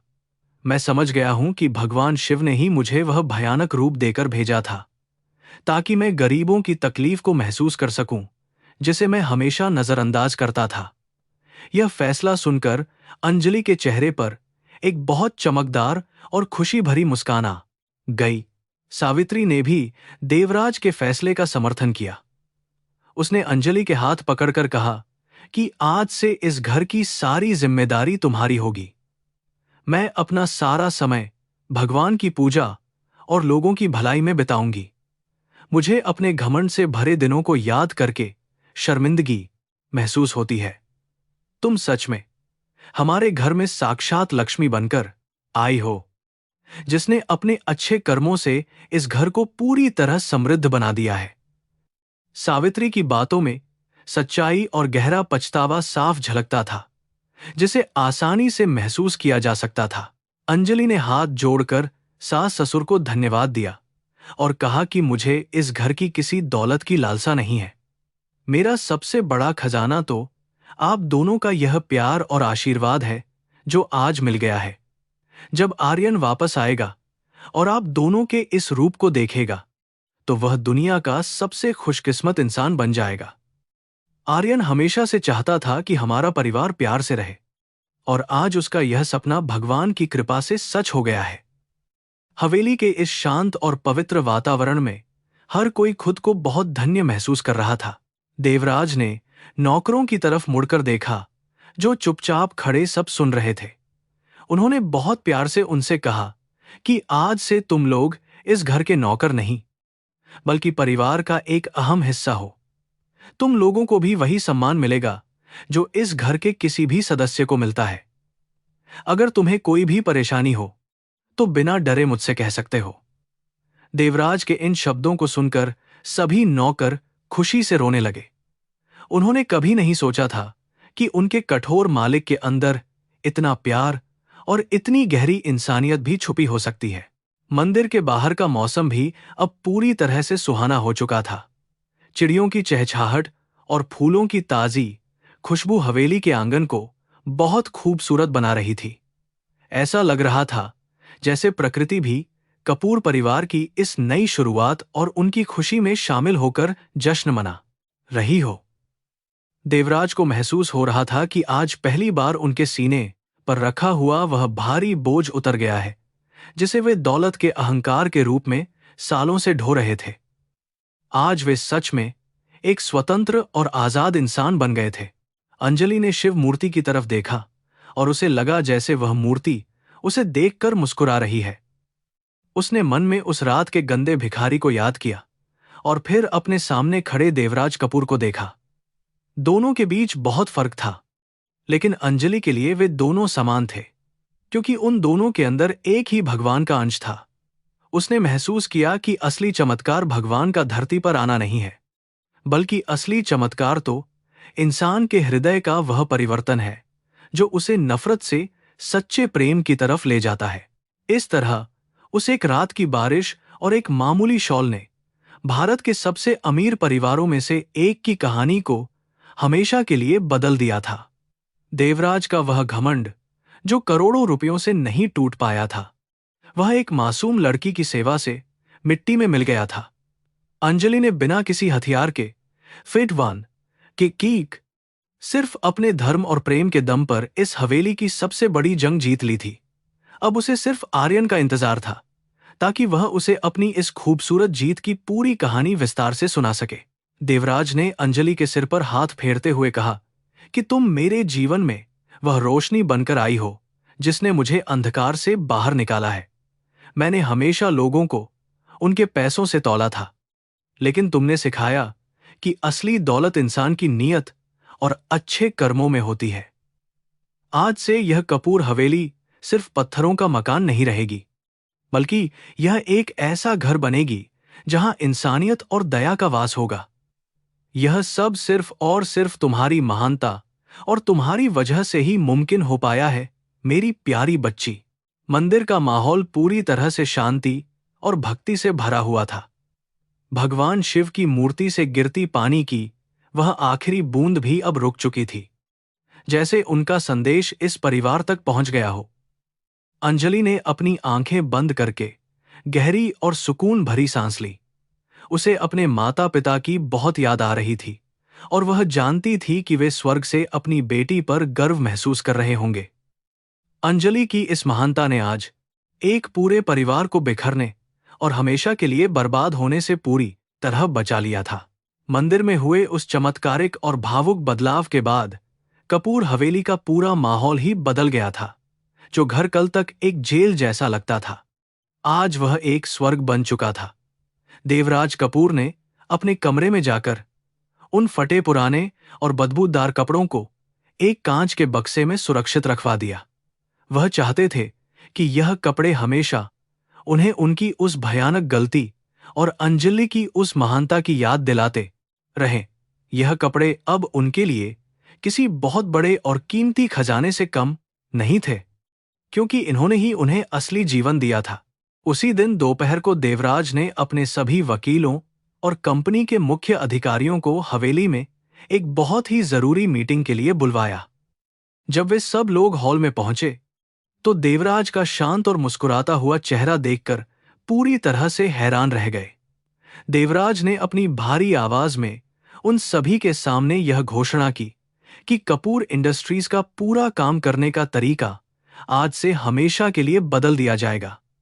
अब उनका व्यापार सिर्फ मुनाफा कमाने के लिए नहीं, बल्कि समाज के गरीब और बेसहारा लोगों की भलाई के लिए भी काम करेगा। वकीलों और अधिकारियों को अपने कानों पर विश्वास नहीं हो रहा था कि दिल्ली का सबसे कठोर उद्योगपति आज ऐसी बातें कर रहा है। देवराज ने आदेश दिया कि उनकी संपत्ति का एक बहुत बड़ा हिस्सा एक ट्रस्ट में डाल दिया जाए, जिसका नाम अंजलि फाउंडेशन होगा। यह फाउंडेशन अनाथ बच्चों की पढ़ाई और बेघर लोगों के लिए काम करेगा। देवराज ने कहा कि उन्होंने अपनी जिंदगी में बहुत पैसा कमा लिया है, लेकिन अब वे लोगों की दुआएं और प्यार कमाना चाहते हैं। यह फैसला सुनकर हॉल में मौजूद सभी लोग उनके सम्मान में अपनी जगह से खड़े हो गए। देवराज के इस फैसले की खबर बहुत ही तेजी से पूरे शहर और व्यापारिक जगत में आग की तरह फैल गई। जिन लोगों ने देवराज को हमेशा एक निर्दयी और क्रूर इंसान के रूप में देखा था, वे इस खबर को सुनकर पूरी तरह से स्तब्ध थे। कई अखबारों और न्यूज चैनलों ने देवराज से संपर्क करने की कोशिश की, लेकिन उन्होंने किसी को भी कोई इंटरव्यू देने से साफ मना कर दिया। वे जानते थे कि यह कोई दिखावा नहीं है, बल्कि यह उनके अंदर का एक सच्चा पश्चाताप है जो किसी पब्लिसिटी का मोहताज नहीं है। दूसरी तरफ सावित्री के स्वभाव में भी बहुत बड़ा और जादुई बदलाव आ गया था। वह सावित्री, जो कभी अंजलि को ताने मारने का कोई मौका नहीं छोड़ती थी, आज उसी अंजलि के लिए अपने हाथों से खाना बना रही थी। उसने हवेली की सबसे बड़ी और कीमती चाबियों का गुच्छा अंजलि के हाथों में सौंप दिया था। सावित्री ने अंजलि से कहा कि आज से इस पूरे घर की मालकिन तुम हो और सब तुम्हारे ही आदेश का पालन करेंगे। अंजलि के लिए यह सब अभी भी किसी बहुत ही खूबसूरत सपने जैसा लग रहा था। लंदन में अपना काम खत्म करके आर्यन अब वापस भारत लौटने के लिए अपनी फ्लाइट में बैठा हुआ था। हालांकि उसका काम बहुत अच्छा हुआ था, लेकिन उसका मन बहुत ही ज्यादा अशांत और डरा हुआ था। उसे बार बार अंजलि की चिंता सता रही थी।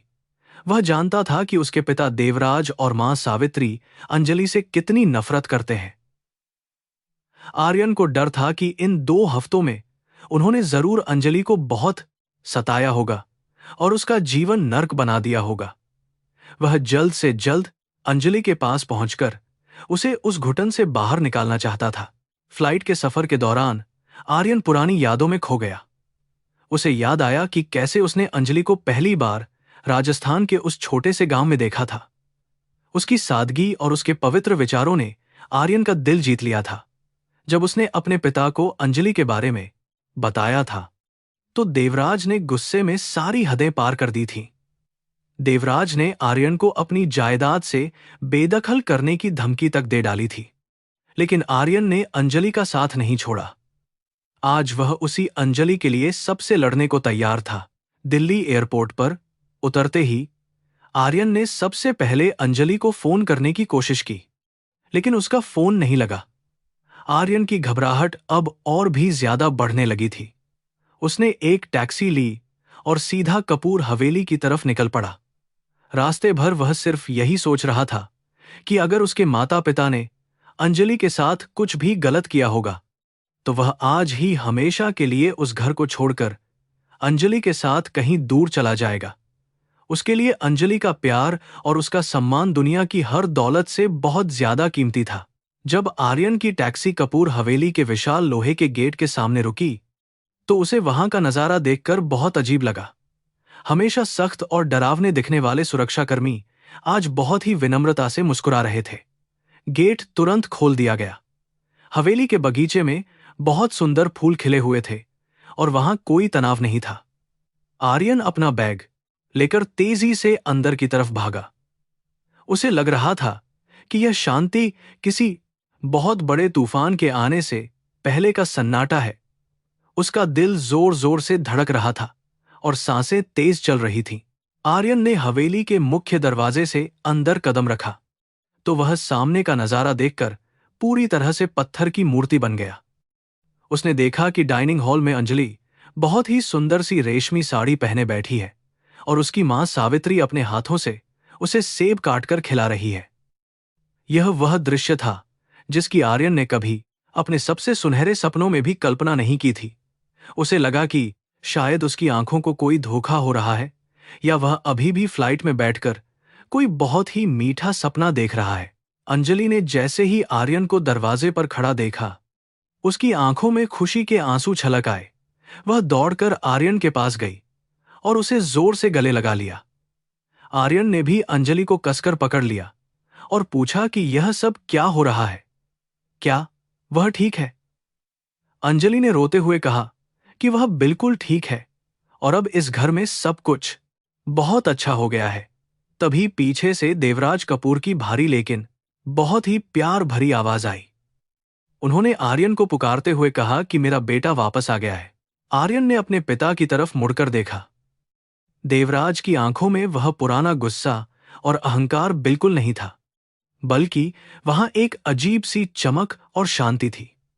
देवराज आगे बढ़े और उन्होंने पहली बार अपने जवान बेटे को मजबूती से अपने सीने से लगा लिया। आर्यन इस स्पर्श को महसूस करके पूरी तरह से सुन्न हो गया था। बचपन से लेकर आज तक उसने अपने पिता का सिर्फ कठोर और व्यापारिक रूप ही देखा था। यह प्यार भरा आलिंगन उसके लिए किसी बहुत बड़े चमत्कार से कम नहीं था जिसे वह समझ नहीं पा रहा था। देवराज ने आर्यन के कंधे पर हाथ रखा और उसे सोफे पर बैठाया। उन्होंने अपनी आंखें बंद की और एक गहरी सांस लेकर कहा कि बेटा, मुझे माफ कर दो। मैंने तुम्हारे प्यार को पहचानने में बहुत बड़ी गलती की थी। मैं इस दौलत के नशे में इतना अंधा हो चुका था कि मुझे इस हीरे जैसी लड़की की कोई कद्र नहीं थी। मैंने इसे घर से निकालने के लिए बहुत ही घिनौनी साजिश रची थी, लेकिन इसी लड़की ने अपने निस्वार्थ प्यार से मेरी उस साजिश को मेरे ही अहंकार की चिता बना दिया। आर्यन अपने पिता की बातें सुनकर बहुत ही ज्यादा उलझन में पड़ गया था। उसने पूछा कि आखिर ऐसा क्या हुआ है इन 2 हफ्तों में जिससे पूरे घर का नक्शा ही बदल गया है। देवराज ने तब आर्यन को उस भयंकर बारिश वाली रात की पूरी कहानी विस्तार से सुनानी शुरू की। उन्होंने बताया कि कैसे उन्होंने एक गंदे और बदबूदार भिखारी का रूप धारण किया था ताकि वे अंजलि की सच्चाई को सामने ला सकें। देवराज की बातें सुनकर आर्यन के रोंगटे खड़े हो गए। उसे अपने पिता की इस खतरनाक योजना पर बहुत गुस्सा भी आ रहा था। देवराज ने रोते हुए आगे बताया कि कैसे सावित्री और नौकरों ने उन्हें उस तेज बारिश में घर से दूर भगा दिया था।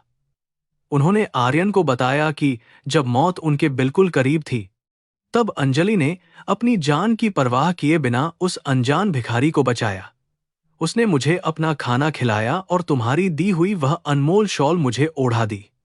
देवराज ने कहा कि उस एक रात ने मुझे यह सिखा दिया कि इंसान की असली हैसियत उसकी बैंक के रुपयों से नहीं, बल्कि उसके दिल की दया और इंसानियत से मापी जाती है।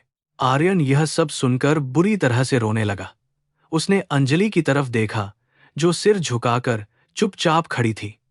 आर्यन को अपनी पत्नी पर इतना गर्व महसूस हो रहा था, जिसे वह शब्दों में बयान नहीं कर सकता था। उसे समझ आ गया था कि अंजलि ने अपने धर्म और अपने संस्कारों से दुनिया के सबसे कठोर इंसान का दिल हमेशा के लिए जीत लिया है। आर्यन ने उठकर अपनी मां सावित्री को भी गले लगा लिया। सावित्री ने रोते हुए आर्यन से माफी मांगी और कहा कि उसने अंजलि को पहचानने में बहुत बड़ी भूल की थी। आर्यन ने अपने पिता के आंसू पोंछे और कहा कि पिताजी, मुझे आप पर बहुत गर्व है। अपनी गलती मान लेना और खुद को बदल लेना दुनिया का सबसे मुश्किल काम होता है, जो आपने आज कर दिखाया है। अब मुझे ऐसा लग रहा है कि मेरा परिवार सच में एक पूरा परिवार बन गया है। इस घर में अब पैसों की खनक नहीं, बल्कि रिश्तों की गर्माहट महसूस हो रही है। आर्यन की यह बातें सुनकर देवराज बहुत खुश हुए। उन्हें लगा कि उनके बेटे ने भी आज उन्हें दिल से पूरी तरह माफ कर दिया है।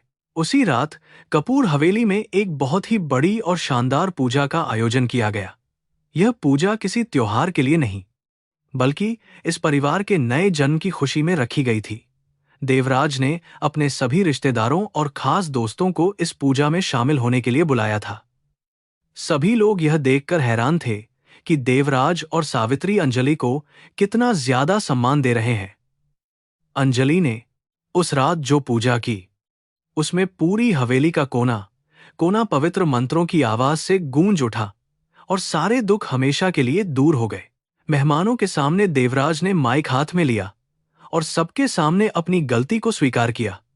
उन्होंने खुलेआम कहा कि मैं आज तक एक बहुत ही गरीब इंसान था, क्योंकि मेरे पास सिर्फ पैसा था। लेकिन आज मैं दुनिया का सबसे अमीर इंसान बन गया हूं, क्योंकि मेरे पास अंजलि जैसी एक महान और पवित्र बेटी है। यह घोषणा सुनकर पूरे हॉल में तालियों की गड़गड़ाहट गूंज उठी। लोग अंजलि की तरफ बहुत ही सम्मान और आदर की नजरों से देख रहे थे। आर्यन का सीना गर्व से बहुत ज्यादा चौड़ा हो गया था। यह रात अंजलि के जीवन की सबसे खूबसूरत रातों में से जस्ट एक थी। उसने कभी सपने में भी नहीं सोचा था कि जिस घर में उसे एक नौकरानी समझा जाता था, आज उसी घर में उसे देवी का स्थान मिलेगा। उसे अपने पिता की वह बात याद आई कि सच्चाई और धर्म के रास्ते पर चलने वाले को शुरुआत में बहुत तकलीफें मिलती हैं, लेकिन उसका अंत हमेशा बहुत ही सुखद और शानदार होता है। आज उसके सब्र और उसकी अच्छाई ने एक बहुत बड़े और नामुमकिन से चमत्कार को हकीकत में बदल कर रख दिया था। पूजा समाप्त होने के बाद जब सभी मेहमान चले गए, तब देवराज ने आर्यन और अंजलि को अपने पास बुलाया। उन्होंने आर्यन के हाथ में कपूर इंडस्ट्रीज के सारे जरूरी कागजात और सारी पावर ऑफ अटॉर्नी सौंप दी। देवराज ने मुस्कुराते हुए कहा कि अब इस व्यापार को तुम दोनों मिलकर संभालोगे। मैं अब अपना सारा समय अंजलि फाउंडेशन और समाज सेवा में लगाना चाहता हूं। मुझे अब इन फाइलों और मीटिंग्स में कोई दिलचस्पी नहीं है। आर्यन ने अपने पिता के इस फैसले का बहुत ही खुशी के साथ स्वागत किया और उन्हें पूरा समर्थन दिया। अगली सुबह जब कपूर हवेली में सूरज की पहली किरणें पड़ीं, तो सब कुछ बहुत ही शांत और पवित्र लग रहा था। हवेली का वह पुराना गुरूर अब हमेशा के लिए खत्म हो चुका था। देवराज आज बहुत सुबह उठ गए थे और खुद को एक स्वतंत्र पक्षी की तरह हल्का महसूस कर रहे थे। उन्होंने देखा कि अंजलि अभी भी अपनी साधारण सूती साड़ी पहने हुए तुलसी के पौधे को जल चढ़ा रही थी। उसे कल रात मिली दौलत और ताकत का कोई घमंड नहीं था। उसकी यह सादगी ही उसकी असली सुंदरता थी, जिसने देवराज का दिल जीता था। देवराज ने हवेली के सभी सदस्यों को मुख्य आंगन में इकट्ठा होने का आदेश दिया। आज का दिन कपूर खानदान के इतिहास का सबसे यादगार दिन बनने वाला था। देवराज अपने हाथों में एक पुरानी और नक्काशीदार लकड़ी की पेटी लेकर वहां पहुंचे। इस पेटी में कपूर खानदान की पुश्तैनी चाबियां रखी हुई थीं, जो पीढ़ियों से घर की मालकिन को दी जाती थीं। देवराज के चेहरे पर अंजलि के लिए असीम सम्मान की भावना साफ नजर आ रही थी। सावित्री भी उनके साथ मुस्कुराती हुई खड़ी थी, जिसके दिल में अब अंजलि के लिए सिर्फ ममता बची थी। देवराज ने बहुत ही भावुक आवाज में बोलना शुरू किया। उन्होंने कहा कि हम लोग हमेशा से मानते आए थे कि दौलत ही असली देवी लक्ष्मी है। हमने उसी को पाने के लिए अपनी इंसानियत दांव पर लगा दी थी, लेकिन आज मुझे समझ आ गया है कि असली लक्ष्मी वह नहीं है जो तिजोरी में बंद रहती है। असली लक्ष्मी वह है जिसके आने से घर में शांति, करुणा और निस्वार्थ प्रेम का वास होता है। अंजलि की तरफ देखते हुए उन्होंने कहा कि बेटी, तुम ही इस घर की साक्षात और सच्ची देवी लक्ष्मी हो। यह कहते हुए देवराज कपूर ने एक ऐसा कदम उठाया जिसकी किसी ने कल्पना भी नहीं की थी। वह घमंडी और ताकतवर इंसान, जिसके सामने बड़े बड़े व्यापारी सिर झुकाते थे, आज धीरे धीरे अपनी उस युवा बहू के सामने घुटनों के बल जमीन पर बैठ गया। अंजलि यह देखकर बुरी तरह से चौंक गई। उसकी आंखों से आंसुओं की धारा फूट पड़ी। उसने तुरंत आगे बढ़कर देवराज को उठाने की कोशिश की और रोते हुए कहा कि पिताजी, आप यह क्या कर रहे हैं? आप मेरे लिए भगवान समान हैं। लेकिन देवराज ने उठने से साफ इनकार कर दिया। देवराज ने अंजलि के कांपते हुए हाथों को पकड़कर कहा कि बेटी, मैं तुम्हारे सामने नहीं, बल्कि तुम्हारे अंदर बसे उस महान धर्म और करुणा के सामने अपना सिर झुका रहा हूं, जिसने मेरी मरी हुई आत्मा को दोबारा जिंदा किया है। उन्होंने वह पुरानी पेटी खोली और उसमें रखी भारी चाबियां अंजलि के हाथों में सौंप दी। उन्होंने घोषणा की कि आज से कपूर खानदान की सारी जिम्मेदारी और इसके संस्कार सिर्फ तुम्हारे हाथों में सुरक्षित रहेंगे। आर्यन अपनी मां सावित्री का हाथ पकड़े यह अद्भुत नजारा देख रहा था और उसका सीना गर्व से फूल रहा था। अंजलि ने उन चाबियों को सम्मान के साथ अपने माथे से लगाया और भगवान शिव का स्मरण किया। उसने रोते हुए कहा कि मैं इस जिम्मेदारी को एक सेवा की तरह निभाऊंगी। उसने वादा किया कि आज के बाद इस हवेली के दरवाजे से कोई भी लाचार और गरीब इंसान कभी भूखा नहीं लौटेगा। अंजलि के इन पवित्र शब्दों ने वहां मौजूद हर इंसान की आंखों को नम कर दिया। सावित्री ने आगे बढ़कर अंजलि का माथा चूम लिया और गले लगा लिया। आज उस आंगन में सिर्फ अथाह प्यार और सम्मान था। पुरानी कड़वाहट हमेशा के लिए मिट चुकी थी। इस घटना के बाद कुछ ही महीनों में कपूर परिवार की पूरी जिंदगी बिल्कुल बदल गई। देवराज कपूर ने अंजलि फाउंडेशन को अपनी जिंदगी का सबसे बड़ा मकसद बना लिया था। अब वे अपना ज्यादातर समय महंगे दफ्तरों में नहीं, बल्कि अनाथ बच्चों के बीच और गरीब बस्तियों में बिताते थे। उनके चेहरे की पुरानी कठोरता पूरी तरह से गायब हो चुकी थी और उसकी जगह एक गहरी मुस्कान ने ले ली थी। देवराज ने भिखारी वाले गंदे कपड़ों को एक शीशे के बॉक्स में रखा था, ताकि वे अपनी उस महान सीख को जिंदगी में कभी न भूल सकें। आर्यन ने कपूर इंडस्ट्रीज की कमान अपने हाथों में ले ली थी और वह अब इंसानियत और ईमानदारी के साथ व्यापार कर रहा था। उसके हर बड़े फैसले में अंजलि की सहमति और उसका धर्म शामिल होता था। अंजलि अभी भी बिल्कुल साधारण और जमीन से जुड़ी हुई थी। मालकिन बनने के बावजूद वह हर सुबह जल्दी उठकर भगवान की पूजा करती और अपने हाथों से परिवार के लिए खाना बनाती थी। उसका मानना था कि असली ताकत दूसरों पर हुक्म चलाने में नहीं, बल्कि सेवा करने में है। यह सादगी ही उसकी और इस परिवार की सबसे बड़ी पहचान थी। सावित्री का जीवन भी अब भक्ति और धर्म के मार्ग पर चल पड़ा था। वह अपना समय किटी पार्टियों में नहीं, बल्कि मंदिर में भजन गाने और गरीबों को खाना खिलाने में बिताती थी। वह अक्सर अंजलि के पास बैठकर अपने पुराने व्यवहार के लिए माफी मांगती और उसे अपनी सगी बेटी की तरह प्यार करती थी। हवेली का वह डरावना सन्नाटा अब परिवार की मीठी हंसी, नौकरों के सम्मान और हजारों गरीबों की दुआओं से भर चुका था। इस घर में अब धन से ज्यादा धर्म की कीमत थी और हर इंसान एक दूसरे का बहुत सम्मान करता था। कर्म का सिद्धांत कितना अजीब और शक्तिशाली होता है, यह कपूर परिवार ने दुनिया को साबित कर दिया था। भगवान इंसान की परीक्षा लेने के लिए किसी भी रूप में हमारे दरवाजे पर आ सकता है। अंजलि के निस्वार्थ प्रेम, उसके आंसुओं और उसकी एक मामूली शॉल ने एक पूरे साम्राज्य को विनाश की खाई में गिरने से बचा लिया था। कपूर हवेली अब सिर्फ एक इमारत नहीं, बल्कि इस बात का सबूत बन गई थी कि दुनिया में नफरत का अंत सिर्फ सच्चे प्यार, करुणा और निस्वार्थ त्याग से ही किया जा सकता है। यही जीवन का सबसे बड़ा सत्य है। आर्यन अंजलि को हवेली की छत पर ले गया। रात का समय था और आसमान में तारे टिमटिमा रहे थे। आर्यन ने अंजलि का हाथ अपने हाथों में लेकर कहा कि तुमने मेरी जिंदगी को एक खूबसूरत सपने में बदल दिया है। जब मैं तुम्हें पहली बार मिला था, तभी मुझे एहसास हो गया था कि तुम कोई साधारण लड़की नहीं हो। तुम्हारे अंदर एक ऐसी दिव्य शक्ति है जो किसी भी पत्थर दिल इंसान को पिघला सकती है। अंजलि ने मुस्कुराते हुए अपना सिर आर्यन के कंधे पर रख दिया और शांत रात को महसूस करने लगी। अंजलि ने आर्यन की तरफ देखकर बहुत ही भावुक होते हुए कहा कि मैंने कभी इस महल की रानी बनने का सपना नहीं देखा था। मेरी सिर्फ एक ही ख्वाहिश थी कि मुझे एक ऐसा परिवार मिले जो मुझे समझे और मुझे प्यार दे।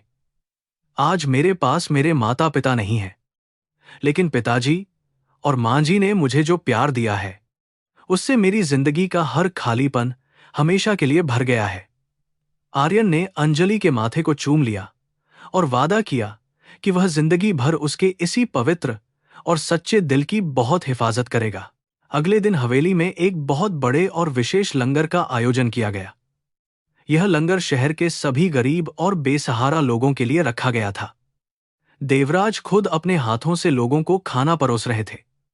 जो लोग देवराज कपूर के नाम से भी कामते थे, वे आज उनके इस दयालु रूप को देखकर अचंभित थे। देवराज हर इंसान से बहुत ही प्यार से बात कर रहे थे और उनकी तकलीफों को सुन रहे थे। उन्हें अब समझ आ रहा था कि गरीबों की दुआओं में कितनी ज्यादा ताकत और कितना बड़ा सुकून छुपा होता है। अंजलि भी देवराज के साथ मिलकर लोगों को खाना खिला रही थी। तभी भीड़ में से एक बूढ़ा आदमी आगे आया, जिसकी हालत बिल्कुल उस रात वाले भिखारी जैसी थी। उस बूढ़े को देखकर देवराज के कदम अचानक रुक गए और उनकी आंखों में आंसू आ गए। देवराज ने अपने हाथों से उस बूढ़े को कुर्सी पर बिठाया और उसे अपने हाथों से खाना खिलाया। देवराज ने महसूस किया कि इस दुनिया का हर लाचार इंसान उनके लिए अब भगवान का ही एक रूप है, जिसकी सेवा करना उनका सबसे बड़ा धर्म और सबसे पहली जिम्मेदारी बन चुका है। सावित्री ने भी उस दिन अपनी सबसे कीमती साड़ियां और जेवर निकालकर गरीब औरतों में बांट दिए। जब एक गरीब औरत ने रोते हुए सावित्री को दुआ दी, तो सावित्री का दिल खुशी से भर गया। उसने जिंदगी में पहली बार महसूस किया कि किसी को कुछ देने में जो खुशी मिलती है, वह लाखों रुपये खर्च करके भी कभी नहीं खरीदी जा सकती। सावित्री अंजलि के पास गई और उसके आंसू पोंछते हुए कहा कि तुमने सच में मुझे जिंदगी जीने का सही मतलब सिखा दिया है। इस हवेली में अब कोई भी इंसान कभी भूखा या उदास नहीं सोएगा। कपूर इंडस्ट्रीज के दफ्तर में भी अब बहुत बड़े बदलाव देखने को मिल रहे थे। आर्यन ने कंपनी के नियमों में बदलाव करते हुए अपने सभी कर्मचारियों की तनख्वाह बढ़ा दी और उनके बच्चों की पढ़ाई का जिम्मा भी उठा लिया। व्यापार के क्षेत्र में कपूर खानदान की इज्जत अब उनके पैसों की वजह से नहीं, बल्कि उनकी ईमानदारी और इंसानियत की वजह से बहुत ज्यादा बढ़ गई थी। आर्यन ने साबित कर दिया था कि एक सफल व्यापार केवल मुनाफे से नहीं, बल्कि लोगों के विश्वास और उनके प्यार से भी बहुत अच्छी तरह चलाया जा सकता है। धीरे धीरे समय बीतता गया और कपूर हवेली की दीवारें अब प्यार और खुशियों से पूरी तरह गूंजने लगी थीं। देवराज की तबीयत अब पहले से बहुत बेहतर रहने लगी थी, क्योंकि उनके दिल से नफरत का सारा बोझ उतर चुका था। वे शाम के समय अंजलि के साथ बगीचे में बैठकर रामायण और गीता का पाठ सुनते थे। अंजलि की मीठी आवाज जब 3 साल बाद अंजलि की मीठी आवाज हवेली के आंगन में गूंजती थी। तो ऐसा लगता था जैसे साक्षात सरस्वती वहां विराजमान हो। देवराज अब अपनी पुरानी जिंदगी को एक भयानक सपना मानते थे, जिसे वे हमेशा के लिए भूल जाना चाहते थे। कुछ समय बाद अंजलि ने एक बहुत ही सुंदर से बेटे को जन्म दिया। कपूर हवेली में खुशियों की एक बहुत बड़ी और शानदार लहर दौड़ गई। देवराज ने अपने पोते को अपनी गोद में उठाया और रोते हुए कहा कि यह बच्चा इस घर के लिए एक नया आशीर्वाद है। देवराज ने फैसला किया कि इस बच्चे को वे सिर्फ दौलत नहीं, बल्कि इंसानियत के सबसे बेहतरीन संस्कार देंगे, ताकि वह बड़ा होकर एक बहुत ही महान इंसान बन सके।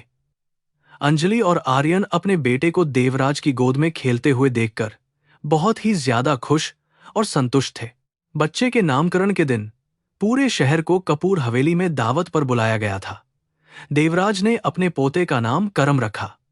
देवराज ने सबके सामने कहा कि मैंने यह नाम इसलिए चुना है क्योंकि इंसान की असली पहचान उसके अच्छे कर्मों से ही होती है। मेरा पोता बड़ा होकर इस घर के अच्छे कर्मों की विरासत को पूरी दुनिया में आगे बढ़ाएगा। यह नाम सुनकर अंजलि की आंखों में खुशी के आंसू आ गए। उसे लगा कि उसके पिता की दी हुई शिक्षा आज इस कपूर खानदान की आने वाली नई पीढ़ी की सबसे बड़ी ताकत बन गई है। इस तरह एक अमीर और घमंडी परिवार की कहानी एक बहुत ही खूबसूरत और प्रेरणादायक मोड़ पर आकर पूरी हुई। अंजलि की निस्वार्थ सेवा ने न सिर्फ एक कठोर दिल को पिघलाया था, बल्कि एक पूरे साम्राज्य की नींव को भी हमेशा के लिए पवित्र कर दिया था। भगवान शिव की कृपा से कपूर हवेली अब दुनिया का सबसे सुंदर घर बन चुका था। यह कहानी इस बात का प्रमाण है कि इंसान का धर्म और उसका प्रेम किसी भी बड़ी से बड़ी बुराई और नफरत को हराकर हमेशा के लिए खत्म करने की पूरी ताकत रखता है।